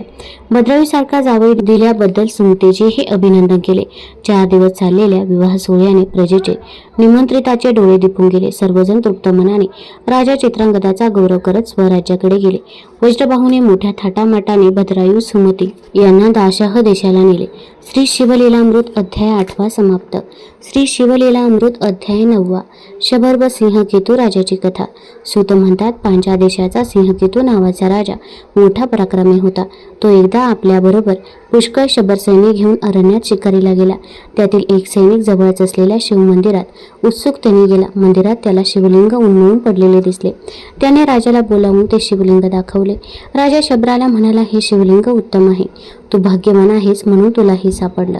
हे तू घरी घेऊन जा. मनात शुद्ध भाव श्रद्धा ठेवून त्याची पूजा कर. परंतु शबराला पूजाविधी माहीत नव्हती म्हणून राजा म्हणाला, शिवपूजेला चिताभस्म आवश्यक आहे. चिताभस्म असल्याशिवाय नैवेद्य दाखवू नये. शबराने राजाला नमस्कार केला आणि ते शिवलिंग उचलून त्याने घरी नेले. पत्नीला सर्व वृत्तांत सांगितला. एका उत्तम सुमुहूर्तावर शिवलिंगाची स्थापना करून ती दोघे नेहमी नित्य नवे चिताभस्म आणून शंकराची मनोभावे श्रद्धेने पूजा करू लागले. त्याच्या श्रद्धेची परीक्षा पाहण्यासाठी भगवान शंकरांनी लीला केली. एके दिवशी शबराला पूजेसाठी चिताभस्म मिळाले नाही. तो सर्वत्र शोधून शोधून थकला. घरी आला. पत्नीला म्हणाला, खूप हिंडून सुद्धा चिताभस्म मिळाला नाही. काय करावे? आता पूजा कशी करावी? पतीच्या समस्येमुळे पत्नी चिंतित झाली. तिला तेवढ्यात एक उपाय सुचला. ती म्हणाली, मी स्वतःला जाळून घेते आणि माझ्या चितेचे भस्म लावून तुम्ही शंकराची पूजा करावी. शबर चकित झाला. तिला तो, असे करू नको, थांब माझे एक, असे म्हणेपर्यंत तिने स्नान केले. चित्ता तयार तयार केली, शंकराचे ध्यान केले, दोन्ही हात जोडून अग्नी प्रदीप्त करून त्यात प्रवेश केला. तिच्या इच्छेप्रमाणे शोक न करता तिच्या चिताभस्माने शबराने भक्तिभावाने शिवपिंडीची पूजा केली. पूजेनंतर नैवेद्य आणून देण्यासाठी घरात दुसरे कोणी उरले नाही. रोज शबराची पत्नी नित्य नवे पक्वान तयार करून नैवेद्याची थाळी आणून ठेवत असे, परंतु ती जळून भस्म झाली हे शबराच्या लक्षात राहिलं नाही. आरती झाल्यावर त्वरित नैवेद्य दाखवला नाही तर शंकराचा कोप होतो, म्हणून शबराने रोजच्या प्रमाणे आपल्या पत्नीला हाक मारून नैवेद्य आण म्हणून मोठ्याने सांगितले. त्या क्षणी शिवाच्या लीलेने शबराची पत्नी जिवंत होऊन पक्वाने भरलेले ताट घेऊन शबराच्या मागे उभी राहिली. तिने नैवेद्याचे ताट पुढे केले. रोजच्या सवयीप्रमाणे शबराने ते आपल्या हातात घेतले. शिवाला नैवेद्य दाखवून शिवस्तुती केली. पूजा समाप्त करून तो उठून उभा राहिला. तेव्हा त्याच्या लक्षात आले, आपली पत्नी हात जोडून आपल्या शेजारी उभी राहून शिवस्तुती करत आहे. तिचे रूप अप्सरेपेक्षा सुंदर झाले असून अंगावर उत्तम अलंकार आहे. शिवाच्या कृपेने त्यालाही शिवरूप प्राप्त झाले. फक्त त्याचा गळा शंकरासारखा निळा नव्हता. तोच एक दिव्य विमान आले. त्या दोघांना विमानात बसवून शिवगणांनी यांना शिवलोकी नेले. हे वृत्त सिंहकेतू राजाला समजले. तेव्हा त्याला आश्चर्य वाटले.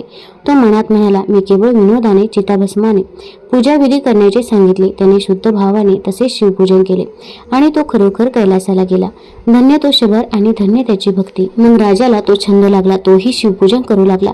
तो चिताभस्म मात्र पूजेला घेत नसे, पण सोमवार, शिवरात्र, प्रदोष असे व्रत करू लागला. दानधर्म करू लागला. त्याच्या राज्यातील प्रजा सुखी झाली. शबराच्या घरातील ते शिवलिंग, ते घर शिवतीर्थ झाले. राजा कालांतराने मुक्त होऊन शिवलोकी गेला. श्री शिवलीलामृत अध्याय 9 समाप्त. श्री शिवलीलामृत अध्याय 10. शारदा पद्मनाथ यांची कथा. अनर्थ देशात वेदशास्त्र संपन्न सदवर्तनी कुलवंत पंडित असा देवरथ नावाचा एक ब्राह्मण राहत होता. त्याची कन्या शारदा अत्यंत सुलक्षणी सुंदर होती व तिच्या वयाच्या 12व्या वर्षी देवरथाने तिचा विवाह एक वेदशास्त्र संपन्न पंडित असणाऱ्या पद्मनाथ नावाच्या ब्राह्मण युवकाशी करून दिला. लग्न झाल्यावर पद्मनाथ शारदेसह आपल्या श्वशुर गृही राहिला. एके दिवशी सायंकाळी नदी तीरावर स्नानसंध्या करण्यासाठी गेला असता त्याला रस्त्यात साप चावला आणि तो मरण पावला. ही वार्ता कळता शारदा आपल्या मातापित्यासह धावत आले. पतीचे शरीर पाहून आक्रोश करू लागले. तिचे मातापिताही दुःखी झाले. शेवटी लोकांनी पद्मनाथाचे देहदहन केले. तिच्या आई वडिलांना घेऊन लोक गावात आले. एके दिवशी देवरथ आणि घरातील इतर सर्व मंडळी कामानिमित्त बाहेर गेले. शारदा एकटीच घरात होती. त्यावेळी नेद्रू नावाचे अंधऋषी शिष्याचा हात धरून नगरातून फिरत शारदेच्या घरासमोर उभे राहिले. महात्म्याला पाहून शारदेने घरात येण्याची विनंती केली. बसायला आसन दिले. विधिवत त्याची पूजा केली. प्रसन्न होऊन ऋषीने आशीर्वाद दिला, तुझे सौभाग्य अखंड राहो, तुला वेदभक्ता पुत्रप्राप्ती हो. नेद्रू ऋषी अंध असल्यामुळे शारदेचे वैधव्य त्यांनी ओळखले नाही. त्यांचा आशीर्वाद ऐकून शारदा खिन्नपणे हसली. तिला दुःखाने अश्रू आणून येणार.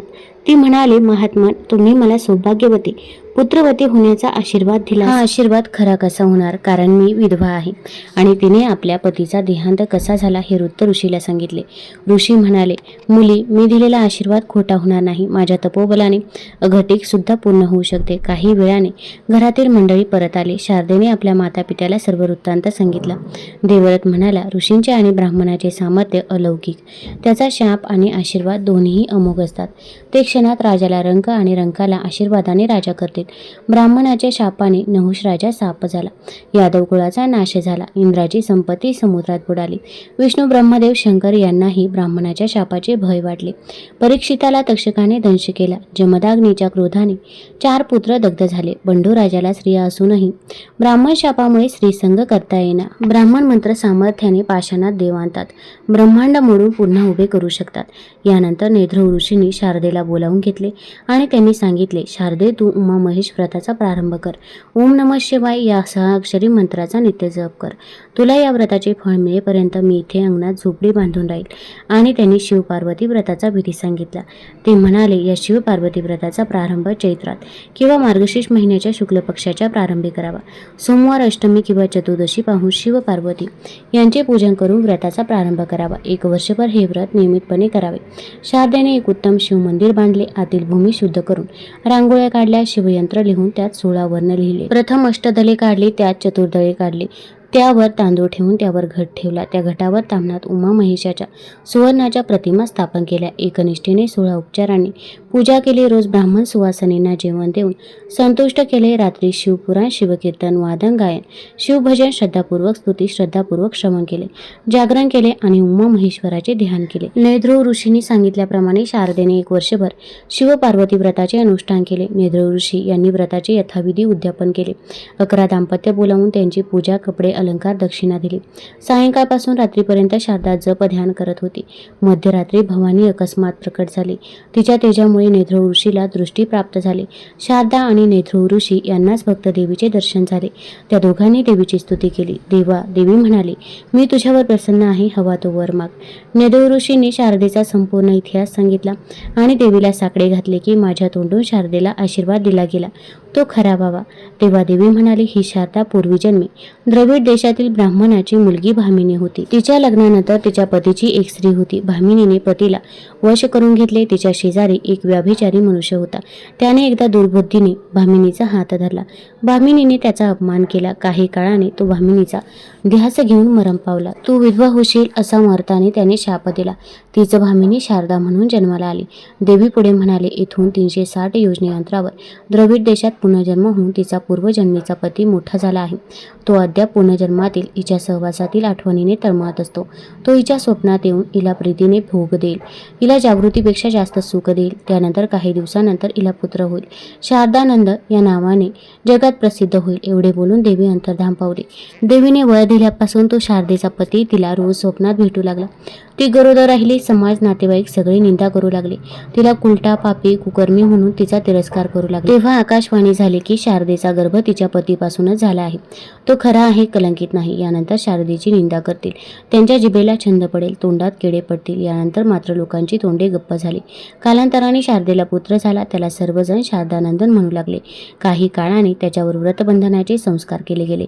त्या बालकाने वयाच्या 8व्या वर्षापर्यंत 4 वेद, 18 पुराण यामध्ये अनेक विद्या कलांमध्ये तो पारंगत झाला. शारदा मुलाबरोबर शिवव्रत करू लागली. तो मोठा शिवभक्त झाला. एकदा गोकर्ण महाबळेश्वर तीर्थक्षेत्री शिवाचे दर्शन करण्यासाठी शारदा आपल्या पुत्रासह गेली. तेथे मोठी यात्रा भरली होती.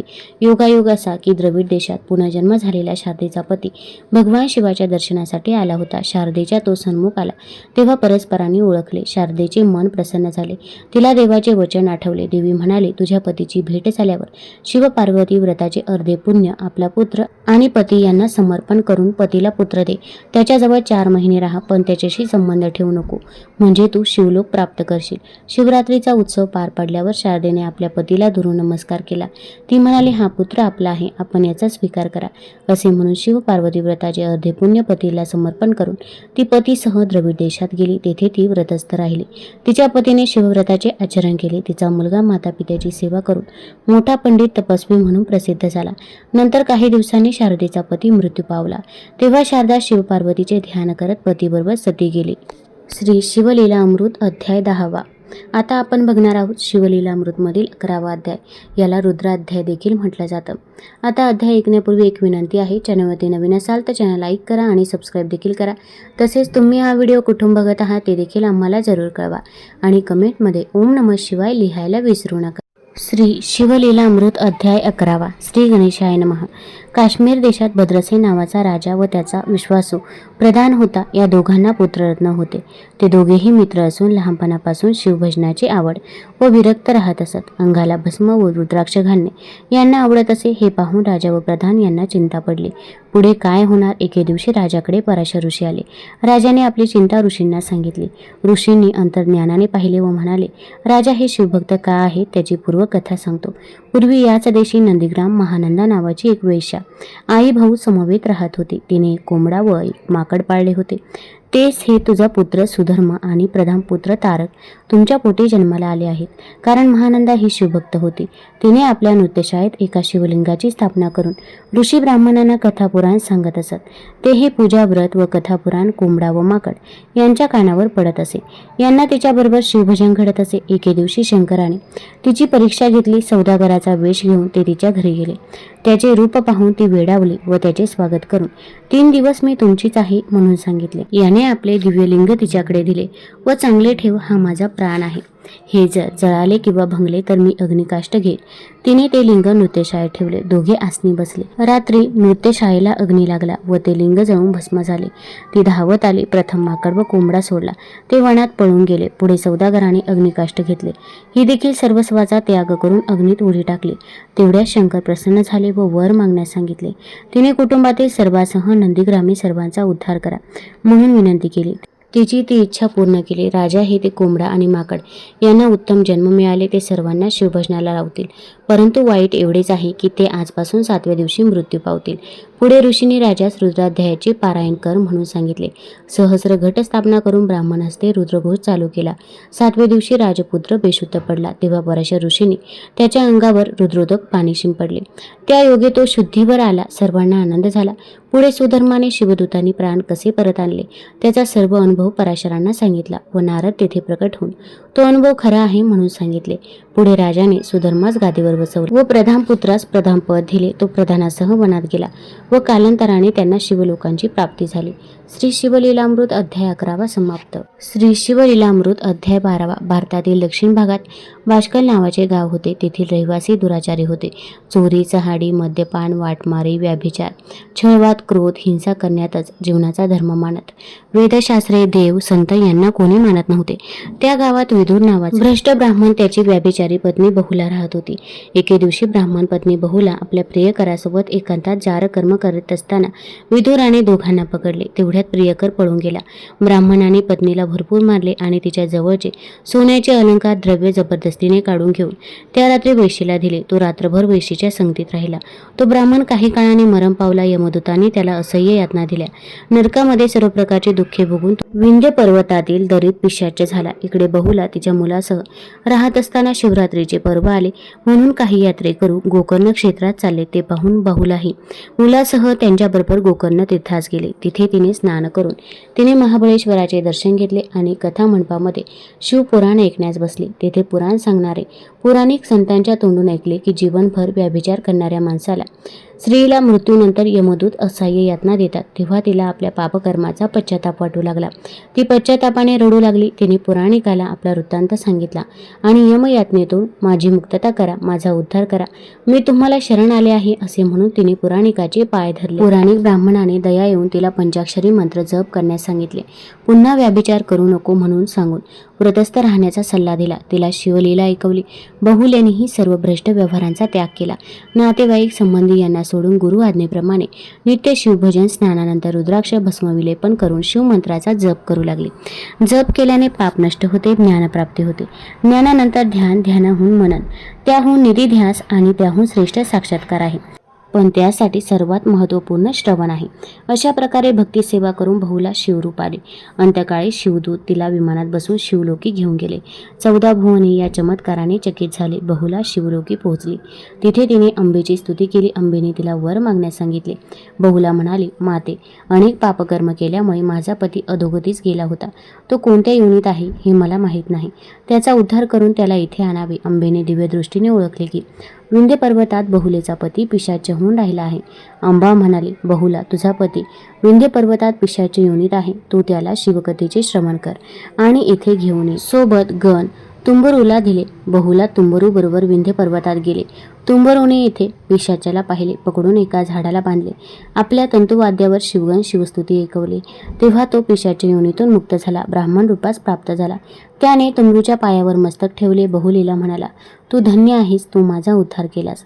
नंतर तुंबरूने ब्राह्मणाला शिवपंचाक्षर मंत्र दिला आणि बहुला तिचा पती विदुर ब्राह्मण तुंबरू शिवलोकी गेले. शिवकृपेने शिवस्वरूपात लीन झाले. श्री शिवलीलामृत अध्याय 12 समाप्त.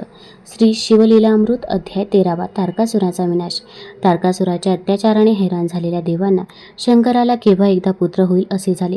परंतु 4 युगेपर्यंत शंकर पार्वती यांना पुत्र झाला नाही. एकदा शिवपार्वती एकांतात असताना कोणालाही प्रवेश करता येत नसे. शंकराच्या क्रोधाची सर्वांना भीती वाटत असे. मग देवांनी अग्नीला आत पाठवले. तो शंकराच्या 3ऱ्या नेत्रात राहत असल्याने अतिथी होऊन आत शिरला. त्याने हाक मारून भिक्षा मागितली. तेव्हा शंकराने पार्वतीला सांगितले, माझे कधीही व्यर्थ न होणारे अमोघ असे द्रवरूप तेज तू त्या अतिथीला दे. त्याप्रमाणे पार्वतीने दिले आणि अग्नीने ते तात्काळ प्राशन केले. ज्या ठिकाणी थोडे सांडले त्या जागी पारा निर्माण झाला. शिवतेजामुळे अग्नी गरोदर झाला. त्याला या अवस्थेची फार लाज वाटू लागली, म्हणून तो अरण्यात हिंडू लागला. एके ठिकाणी 6 कृतिका गंगेचं स्नान करून उन्हात वस्त्रे सुकवत बसल्या होत्या. त्या ऋषी पत्नी होत्या. अग्नीने हळूच त्यांच्या जवळ येऊन आत्मशक्तीने आपल्या उदरातील शिवगर्भ अंशतः प्रत्येकीच्या उदरात स्थापन केला. आपण गरोदर झालो हे लक्षात आल्यावर त्या 6 कृतिका लज्जित झाल्या. असा निरर्थक गर्भ धारण करणे योग्य नाही असे समजून त्या 6 जणींनी आपापला गर्भ काढून एकत्र करून एका स्थानी टाकून दिला. ते तत्काळ एकत्र होऊन 6 तोंड असलेले बालक जन्माला आले. त्याला 12 हात होते. त्यावेळी कार्तिक महिना होता. जन्मतःच त्याच्या अंगी भस्म लावलेले होते. कृतिका नक्षत्रावर जन्मलेल्या या बालकाला कार्तिकीय नावाने ओळखू लागले. या बालकाचे वाहन मोर होते. तो बाल्यावस्थेतच शंकराची आराधना करू लागला. शिवाचे ध्यानात मग्न असे. अग्नीने त्याला शिवाकडे नेले. शिवाने हा आपला पुत्र आहे हे ओळखले. शिवाने त्याला उचलून पार्वतीच्या मांडीवर ठेवले व स्तनपान देण्याचे सांगितले. ते ऐकून पार्वतीला पाहणा फुटला. 7 वर्ष शिव पार्वतीने त्याचे लालन पालन केले. अग्नीने देवांना सांगितले की शंकराला पुत्र झाला, त्याचे नाव स्कंद आहे. हे ऐकून सर्व देवदेवता प्रसन्न झाले. इंद्राने स्कंदाकडे जाऊन त्याला देवांचे सेनापती पद दिले आणि सर्व देवदेवता एकत्र झाले. त्यांनी तारकासुरावर आक्रमण केले. 4ही बाजूने त्याच्या नगराला वेढा दिला. हा समाचार ऐकताच तारकासूर क्रोधित झाला. त्यांनी सर्व शस्त्रास्त्र सैन्यासह नगराबाहेर येऊन युद्धाला सुरुवात केली. घनघोर युद्धाला प्रारंभ झाला. तारकासुराची सर्व शस्त्रास्त्रे स्कंदाने घेऊन टाकली. तारकासूर निशस्त्र झाला. तो रथावरून उतरून खाली आला व स्कंदावर धावून आला. स्कंदाने आपले शरीर विशाल केले. सर्व देवदेवतांनी स्कंदाला युद्धात सहाय्य केले, विविध शक्ती प्रदान केल्या. शेवटी तारकासूर आणि स्कंद यांचे 7 दिवस मल्लयुद्ध झाले. शेवटी स्कंदाने तारकासुराचे पाय धरून त्याला हवेत गरगर फिरून ठार केले. अशा प्रकारे कठीण युद्धानंतर तारकासूर दैत्याचा विनाश झाला. इंद्राने विजयाची वाद्ये वाजवले. देवतांनी आकाशातून स्कंदावर पुष्पवृष्टी केली. देवदेवता एकत्र आले. सर्वांनी स्कंदाचा जय जयकार केला. त्याच्या पराक्रमाची स्तुती केली. तारकासुराचे नगर इंद्राने लुटले. देवस्त्रिया बंदीखान्यातून सोडवल्या. देवांना मुक्त केले. 7 वर्षाच्या स्कंदाला इंद्राने देवसेनेचा कायमचा सेनापती पदाचा सन्मान दिला. त्यानंतर कुमार कार्तिकेय वाराणसी येथे गेला. तेथे शिव पार्वती जवळ राहू लागला. त्यांची सेवा करू लागला. नंतर त्यांची मुंज करण्यात आली. त्यानंतर तो तीर्थयात्रेला गेला. सर्व धाम आणि सर्व तीर्थांचे दर्शन करून आले. तेथून आल्यावर ते शिवाचा जप अनुष्ठान यामध्ये एकाग्रचित्त झाले. काही दिवसांनी त्यांचे अनुष्ठान पूर्ण झाल्यावर माता पार्वती म्हणाली, बाळा, तू अद्याप कुमार आहेस, तेव्हा एखाद्या उत्तम मुलीशी विवाह करून आम्हाला तुझ्या गृहस्थाश्रमाचे सुख पाहू दे. तो म्हणाला, आई, स्त्रिया कशा असतात हे मी पाहिलं नाही, त्याची काही खूण सांग. पार्वती हसून म्हणाली, स्त्रिया माझ्यासारख्या असतात. तेव्हा कुमार कार्तिकेय म्हणाला, सर्व स्त्रिया तुझ्यासारख्या असतील तर त्या मला तुझं सन्मानच आहे. तुझ्या या वचनाला मी अंतर पडू देणार नाही. असे म्हणून तो तप करण्यासाठी खोल गुहेत जाऊन बसला. अरे अरे थांब म्हणून पार्वती त्याच्या मागोमाग गेले. पुत्रप्रेमाने असह्य होऊन मायेच्या शब्दाने समजूत घालू लागले. ते ऐकून कार्तिकेयाला राग आला. त्याने संपूर्ण स्त्री जातीला शाप दिला. जी स्त्री माझे दर्शन घेईल ती 7 जन्मापर्यंत वैधव्य दुःख भोगेल. पण कार्तिक महिन्यातील कृतिका योगावर जो पुरुष माझे दर्शन घेण्यास येईल तो 7 जन्मापर्यंत धनाढ्य होईल. असे म्हणून आईला सोडून तो पुढे निघून गेला. पुत्राच्या जाण्यामुळे पार्वती फार दुःखी झाली. आपल्या स्थानी येऊन बसली. पार्वतीला दुःखी अवस्थेत पाहून ऋषीमुनी कार्तिककडे गेले. त्यांनी त्याला पार्वतीचे सांत्वन करण्याच्या निमित्ताने एकदा भेटण्याची त्याला विनंती केली. ऋषींच्या बोलण्यामुळे कार्तिक पुन्हा शिव पार्वतीकडे आले. त्यांनी माता पित्याचे सांत्वन केले. त्यांचे दर्शन करून तो पुन्हा तप करण्यासाठी वनात आला. तेथे हिमालयाच्या गुहेत राहून अनुष्ठान करण्यासाठी गेले. स्कंद पुराणातील ही कथा जो ऐकेल त्याची सर्व विघ्ने नष्ट होतील. श्री शिवलीला अमृत अध्याय 13वा समाप्त. श्री शिवलीलामृत अध्याय 14वा. सूत, शौनक इत्यादी ऋषींना श्रीया राजाची कथा सांगू लागले. एकदा नारद नारायण नारायण असा विनानाद करत कैलासावर गेले आणि शंकरांना म्हणाले, देवा, तुझे अनन्य भक्त मी आजवर पाहिले, परंतु कांतीनगरीतील राजा श्रीया हा तुझा भक्त एकमेव महान सत्यपालक आहे. तो अत्यंत सुशील, सात्विक, क्षमावान, धीर, गंभीर, श्रद्धाळू आहे. त्याने जे अन्नछत्र घातले आहे तेथे तो अतिथीला इच्छा भोजन देतो, असा त्याचा नियम आहे. त्याच्याकडे आलेला याचक विनमुख जात नाही. अशा प्रकारे नारदाच्या मुखातून राजा श्रीयाची कीर्ती ऐकून शंकरांनी आपल्या भक्ताची परीक्षा घेण्याचे ठरवले. भिक्षुकाचा वेश घेऊन ते कांतीनगरीमध्ये राजा श्रीयाच्या राजमहालाच्या द्वारावर उभे राहून ओरडू लागले, हे श्रीया, मी तुझ्या नावाची कीर्ती ऐकून आलो आहे. मी भुकेने तहानेने व्याकुळ झालो आहे. त्वरित इच्छा भोजन दे. नाहीतर शाप देऊन तुझे सत्व भंग करेन, असे अपशब्दही बोलू लागले. भिक्षुकांची हाक ऐकून राजा स्त्रिया राणी चांगूंना धावत आले. त्यांनी ब्राह्मणाला सन्मानपूर्वक नमस्कार करून घरात आले. उत्तम आसनावर बसून विधीपूर्वक पूजा केली. हात जोडून ब्राह्मणाला राजा राणी म्हणाले, अतिथीमूर्ती, आपली इच्छा ते भोजन आपण विनासंकोच मागावे. आम्ही आपली इच्छा पूर्ण करून तृप्त करू. तेव्हा अतिथी ब्राह्मण म्हणाला, राजा, मला नर मासाचे भोजन पाहिजे. तू राजा आहेस, अधिकार संपन्न असल्याने तुझ्या आज्ञेने तू विकत आणलेले चोरलेले मांस मला चालणार नाही. यावर राजा राणीने आपल्या शरीरातील मांस शिजवून घालण्याची तयारी दाखवली. परंतु अतिथीने त्यालाही नकार देत म्हटले, तुम्ही अन्नछत्र चालवता, तुम्हाला भक्षण केले तर ते अन्न खंडित होईल व अतिथी धर्म नष्ट होईल. तुमचा 5 वर्षाचा चिलया नावाचा मुलगा, तो सद्गुणी पवित्र बालस्वरूप आहे. त्याच्या मांसाची इच्छा भोजन मला पाहिजे. हे ऐकून राजा राणीला आश्चर्य, त्याचबरोबर दुःख झाले. तरी ते धैर्याने म्हणाले, ठीक आहे, आपल्या इच्छेनुसार आम्ही आमचा पुत्र आपल्याला अर्पण करत आहोत. आपण त्याला घेऊन जावे. तेव्हा अतिथी क्रोधाने म्हणाला, राजा, मी काय वाघ, सिंह, क्रूर पशु आहे? तेव्हा तुमच्या मुलाचे कच्चे मांस खाऊ? मनात उद्रेक, माया, मोह न धरता ते नरमास मला शिजवून वाढा. नसेल तर मी चालू. राजा राणीने ठीक आहे म्हणून अतिथीची क्षमा मागितली आणि आपल्या पुत्राचे मांस शिजवून भोजन देण्याची तयारी दाखवली. चांगूनेने अंतकरण कठोर करून आपल्या बाळाला हाक मारली. चिल्या मित्राबरोबर अंगणात खेळत होता. आईची हाक ऐकून तो पळतच घरात आला. त्याने अतिथीला माता पित्याला नमस्कार केला आणि म्हणाला, आई, काय आज्ञा आहे? चांगूनेने त्याला जवळ घेतले व म्हणाले, बाळा, हे अतिथी तुझ्या मांसाचे भोजन मागत आहे. यावर प्रसन्नपूर्वक हसून चिल्या म्हणाला, आई, माझे भाग्य थोर आहे की माझे शरीर शिवार्पण केले. समज माझ्या मांस भोजनाने अतिथी तृप्त झाला तर कैलासनाथ संतुष्ट होतील असे समज. मग आईने मुलाला धैर्याने माया बाजूला ठेवून स्वयंपाकघरात नेले. पोटाशी धरले. तिच्या डोळ्यातील अश्रू बघून बाळ म्हणाला, आई, मी तुझ्यापासून वेगळा होणार नाही. पुन्हा तुझ्या उदरातून जन्म घेईन. मन कठोर करून बंद डोळ्यांनी राणीने पुत्राचे शस्त्राने मस्तक धडावेगळे केले. पुत्र नाही अशी खंत वाटू नये म्हणून मस्तक बाजूला ठेवून मांस शिजवून अतिथीला भोजन बोलवले. पण सर्वज्ञ शंकराला मस्तक वेगळे ठेवले हे कळाले. तो अतिथी पाण्यावरून उठून चालू लागला. स्त्रिया, राजा, चांगुना, राणी, महात्मा काय झाले म्हणून त्याच्या मागे धावू लागले. अतिथी म्हणाला, राजा शरीरात मुख्य अवयव मस्तक आहे. ते बाजूला ठेवून केवळ देहावरचे मांस मला भोजनाला देता. मला असले भोजन नको. राजा राणीने अतिथीचे पाय धरले. चूक झाली म्हणून क्षमा मागितली. मस्तक बाहेर घेऊन या. माझ्या देखत चांगुनाने ते उकळीत काढले पाहिजे आणि काढताना डोळ्यात अश्रू किंवा मन कष्टी असता कामा नये, नाही तर मी भोजन करणार नाही. चांगुनेने बाहेर मस्तक आणून सत्वाचे उखळ धैर्याचे मुसळ केले. ती कांडू लागली. शंकर स्वतः सद्गतीत होऊन तिचे अपूर्व धैर्य पाहत होते. ते म्हणाले, काढताना गाणे म्हण, म्हणजे तू खंत करत नाहीस याबद्दल माझी खात्री होईल. तेव्हा ती गाणे म्हणू लागली, हे पुत्रा, सुकुमारा, राज्यकुमारा, तू राज्याचा उत्तराधिकारी आहेस. माझ्या पोटी जन्म घेऊन माझा जन्म धन्य केलास. माझ्याकडून निष्ठुर घाव तुझ्या मस्तकावर पडत आहे. तू आमच्या सत्यव्रतासाठी बलिदान केलेस. तुला या निष्ठुर घावाने वेदना होत असतील. माझ्या बाळा, तुझे वचन तू पूर्ण कर. अतिथीला भोजन देऊन संतुष्ट करून निरोप देऊन मी सुद्धा तुझ्या मागोमाग येईन. कारण बाळा, तुझ्या विना मी असहाय्य आहे, दुबळी, भिकारी, दीन, दुःखी आहे. अशा प्रकारे गायन करून राणीने पुत्राचे मस्तक काढून त्याचा स्वयंपाक करून अतिथीचे भोजन तयार केले. राजाने अतिथीला भोजनाला चालण्याची विनंती केली. अतिथी म्हणाला, राजा, यजमाना विना मी एकटा भोजन कसे करू? तुलाही माझ्याबरोबर बसून मांस भोजन करावे लागेल. हे ऐकून राजाला फार शुक संकोच वाटला. पण राजाची व्याकुळ मनस्थिती जाणून राणी म्हणाली, स्वामी, ही आपल्या कसोटीची वेळ आहे. यावेळी अतिथीला विनमुख पाठवू नये. मी चिल्या बाळाला 9 महिने पोटात ठेवला. तो बाळ मांस रूपाने तुम्हाला 4 प्रहर पोटात जड का वाटावा? तुम्ही चिंता करू नका.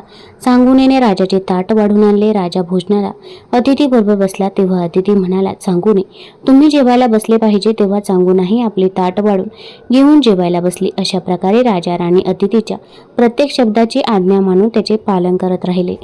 तिघे जण आपापल्या आसनावर बसून भोजन करण्यासाठी बसले. तोच अतिथी पुन्हा काहीतरी आठवल्यासारखे होऊन संतापून उठला आणि म्हणाला, मी पुत्रिकाच्या घरचे अन्न खाऊ नये असं म्हणतात, म्हणून मी तुमच्या घरी जेवणार नाही. असे म्हणून तो चालू लागला. तेव्हा मात्र चांगुनेचे धैर्य गेले. स्त्रियाळही रडू लागला. तो म्हणू लागला, एकुलता एक पुत्र गेला. अतिथी विनमुख गेल्यामुळे सारी पुण्याई नष्ट होणार. महाराज, आमच्यावर कृपा करा. भोजन करा. आम्हाला उपकृत करा. आता आमचे किती सत्व पाहणार? हे शंकर, कपूरगौरा, उमावरा, कैलासनाथा, 10 वरे आमचा वंश खंडित झाला. आमचे सत्वही गेले. आता अंत पाहू नको.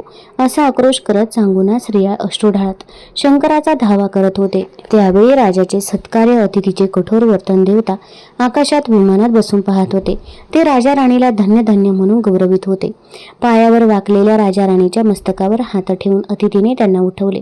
राजा राणीने पाहिले, प्रत्यक्ष शंकर भगवान प्रकट झाले. ते म्हणाले, चांगुने, तू तर सत्वपरीक्षेत खरी उतरलीस. तुला पाहिजे ते माग. चांगुना म्हणाले, देवा, निपुत्रिकपणाचा कलंक पुसून टाकावा.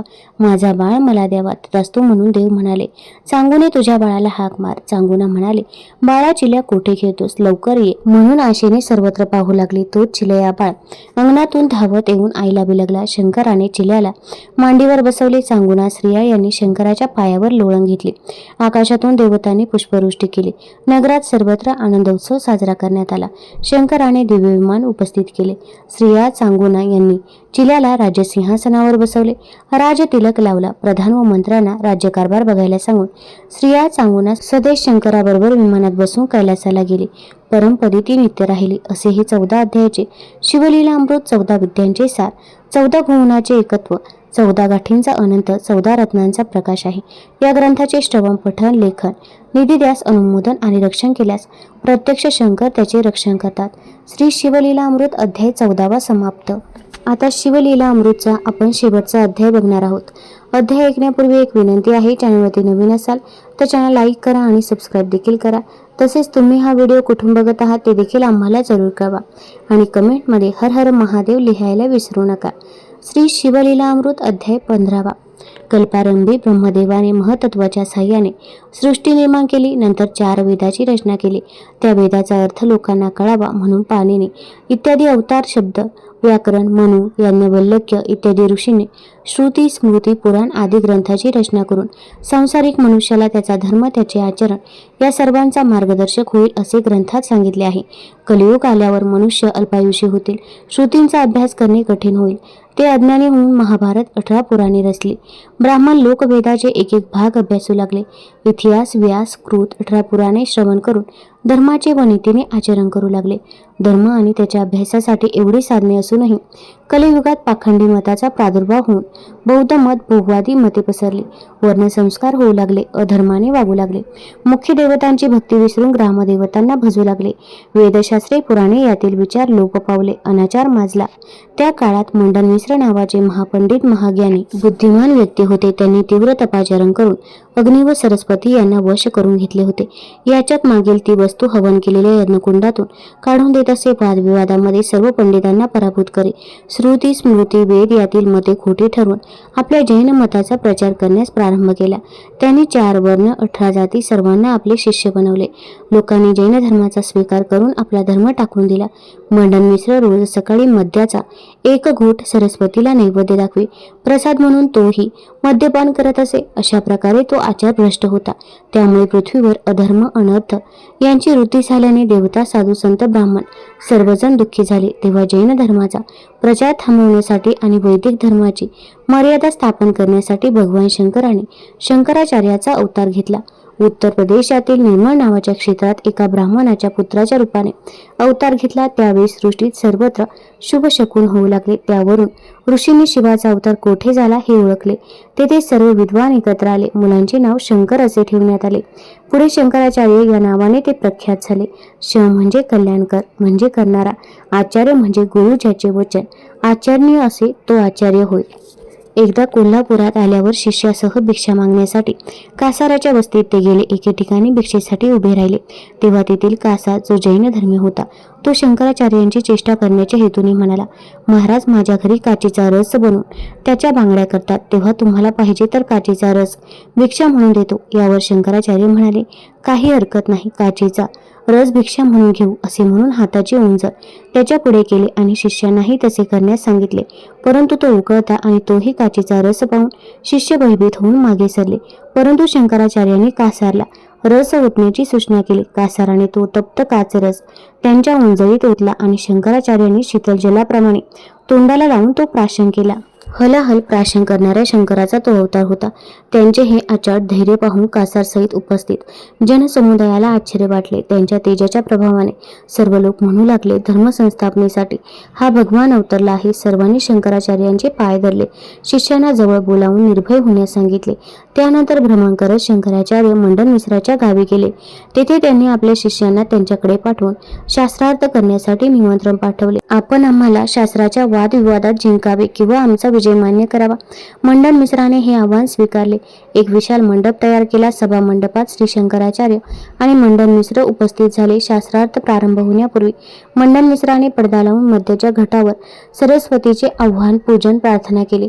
अशा प्रकारे सरस्वतीच्या साह्य बलाच्या सामर्थ्यामुळे मंडन मिश्र शंकराचार्यांच्या प्रत्येक प्रश्नाची अचूक उत्तरे देऊ लागला. प्रथम ऋग्वेद यजुर्वेद या 2 वेदाबरोबर ज्ञानपर विवादात मंडन मिश्रांनी दिलेली सत्य उत्तरे ऐकून श्री शंकराचार्यांना आश्चर्य आणि शंका वाटू लागली. आचार्यांनी विचार केला, ही बुद्धी मंडन मिश्राची नाही आणि आचार्यांनी एक युक्ती केली. त्यांच्या बुद्धीचे रहस्य त्यांना कळले. कोणत्याही शास्त्राचा अथवा वेदाचा आरंभ विचारल्यावर मंडन मिश्र बरोबर उत्तर देत असत. मध्य किंवा अंतमध्ये प्रश्न विचारला की त्यांची बुद्धी निष्क्रिय होत असे, कारण त्यांच्या बुद्धीमध्ये त्यांनी स्वयं अध्ययन केलेले नव्हते. सरस्वतीने दिलेले ते तात्कालीन ज्ञान होते. चतुर शंकराचार्यांनी ओळखले की असे 4 वेद पाठ करणारा, अर्थ सांगणारा ब्रह्मदेव किंवा सरस्वतीच असणार. त्यांच्याशिवाय इतरांना ते जमणार नाही. मंडन मिश्राला हे जमणार नाही. हे त्याचे कपट आहे. मग ते मंडन मिश्राला म्हणाले, मंडन मिश्र, आपण यजुर्वेद सांगत आहात, परंतु मला ऋग्वेदातील एक शंका अजूनही आहे. त्यांची ऋग्वेदातील एक ऋचा म्हणून दाखवली व त्याचा अर्थ विचारला. त्यावेळी सरस्वती मूक झाली, कारण तिला आरंभापासून अंतापर्यंत वेगाने ग्रहण होते, परंतु मध्ये जाता जाता काही विचारले तर स्मरत नाही, म्हणून ती स्तब्ध बसली. त्यामुळे मंडन मिश्रही गप्प बसले. आपल्या प्रश्नाची उत्तरे येत नाही हे पाहून शंकराचार्य क्रोधित झाले. त्यांनी दोघांच्या मध्ये लावलेला पडदा फाडला. मंडन मिश्राने ठेवलेल्या मध्याच्या घटातून सरस्वतीचे मुख बाहेर आलेले आहे असे दिसले. मंडन मिश्र घाबरून भीतीने कापू लागला. सरस्वतीला पाहून शंकराचार्य संतप्त झाले. आपल्या हातातील दंडाने तो घट फोडून टाकला. सरस्वतीची मूर्ती फुटक्या खापऱ्यात मध्ये पसरली होती. आता त्यांना दिसले. तिला उद्देशून शंकराचार्य म्हणाले, दुराचारणी, या जैनाला वश होऊन तू रात्रंदिवस वेदशास्त्राच्या चर्चा करतेस काय? जारीने या दृष्टपाखंड मताला तू आश्रय दिलास, त्यामुळे जगात वर्णसंकर झाला. वेदमान्य शास्त्र पुराणाचा धर्म लुप्त झाला. तू तुझ्या वक्र बुद्धीमुळे जैनाकडून ग्रामदेवते स्थापन करून देवांनाही भ्रष्ट मार्गाला लावलेस. तुझ्यामुळे हा अनर्थ झाला हे मी कैलासावर ऐकले, म्हणून मी अवतार घेऊन आलो. तू अनाचार केलास म्हणून मी तुला शाप देतो की तुला नीच लोकांच्या मुखी वास करावा लागेल. अंत्यजाच्या घरी तुझ्या कला विद्या नांदतील. उच्च लोकांकडे तुला थारा मिळणार नाही. शंकराचार्याचा शाप कलियुगात पुढे होणाऱ्या गोष्टींना धरूनच होता. सरस्वतीही त्यावेळी कोपली व म्हणाले, तू शंकर असूनही अवतार घेतला असला तरी माझ्या शापाने तुझा देह पात झाल्यावर तो देह कृमी कीटकांच्या भक्ष्यस्थानी पडेल. याप्रमाणे शाप देऊन सरस्वती तेथेच गुप्त झाली. मंडन मिश्र शंकराचार्यांना शरण आला. शंकराचार्यांनी जैनशास्त्राची गाठोडी बांधून सर्व ग्रंथ समुद्रात बुडवले. फक्त त्यातील सर्व जनांना उपयुक्त असणारा अमरकोश ग्रंथ तसाच ठेवला. त्यांनी लोकांना जवळ बोलावून उपदेश केला की तुमची सर्व ग्रामदैवते ते जैनाने स्थापन केली असली तरी मनात काही शंका आणता त्याची पूजा आराधना स्वतःच्या धर्माप्रमाणे करत जा. आपला धर्म आपल्या जवळ देवाला काही भेद नाही.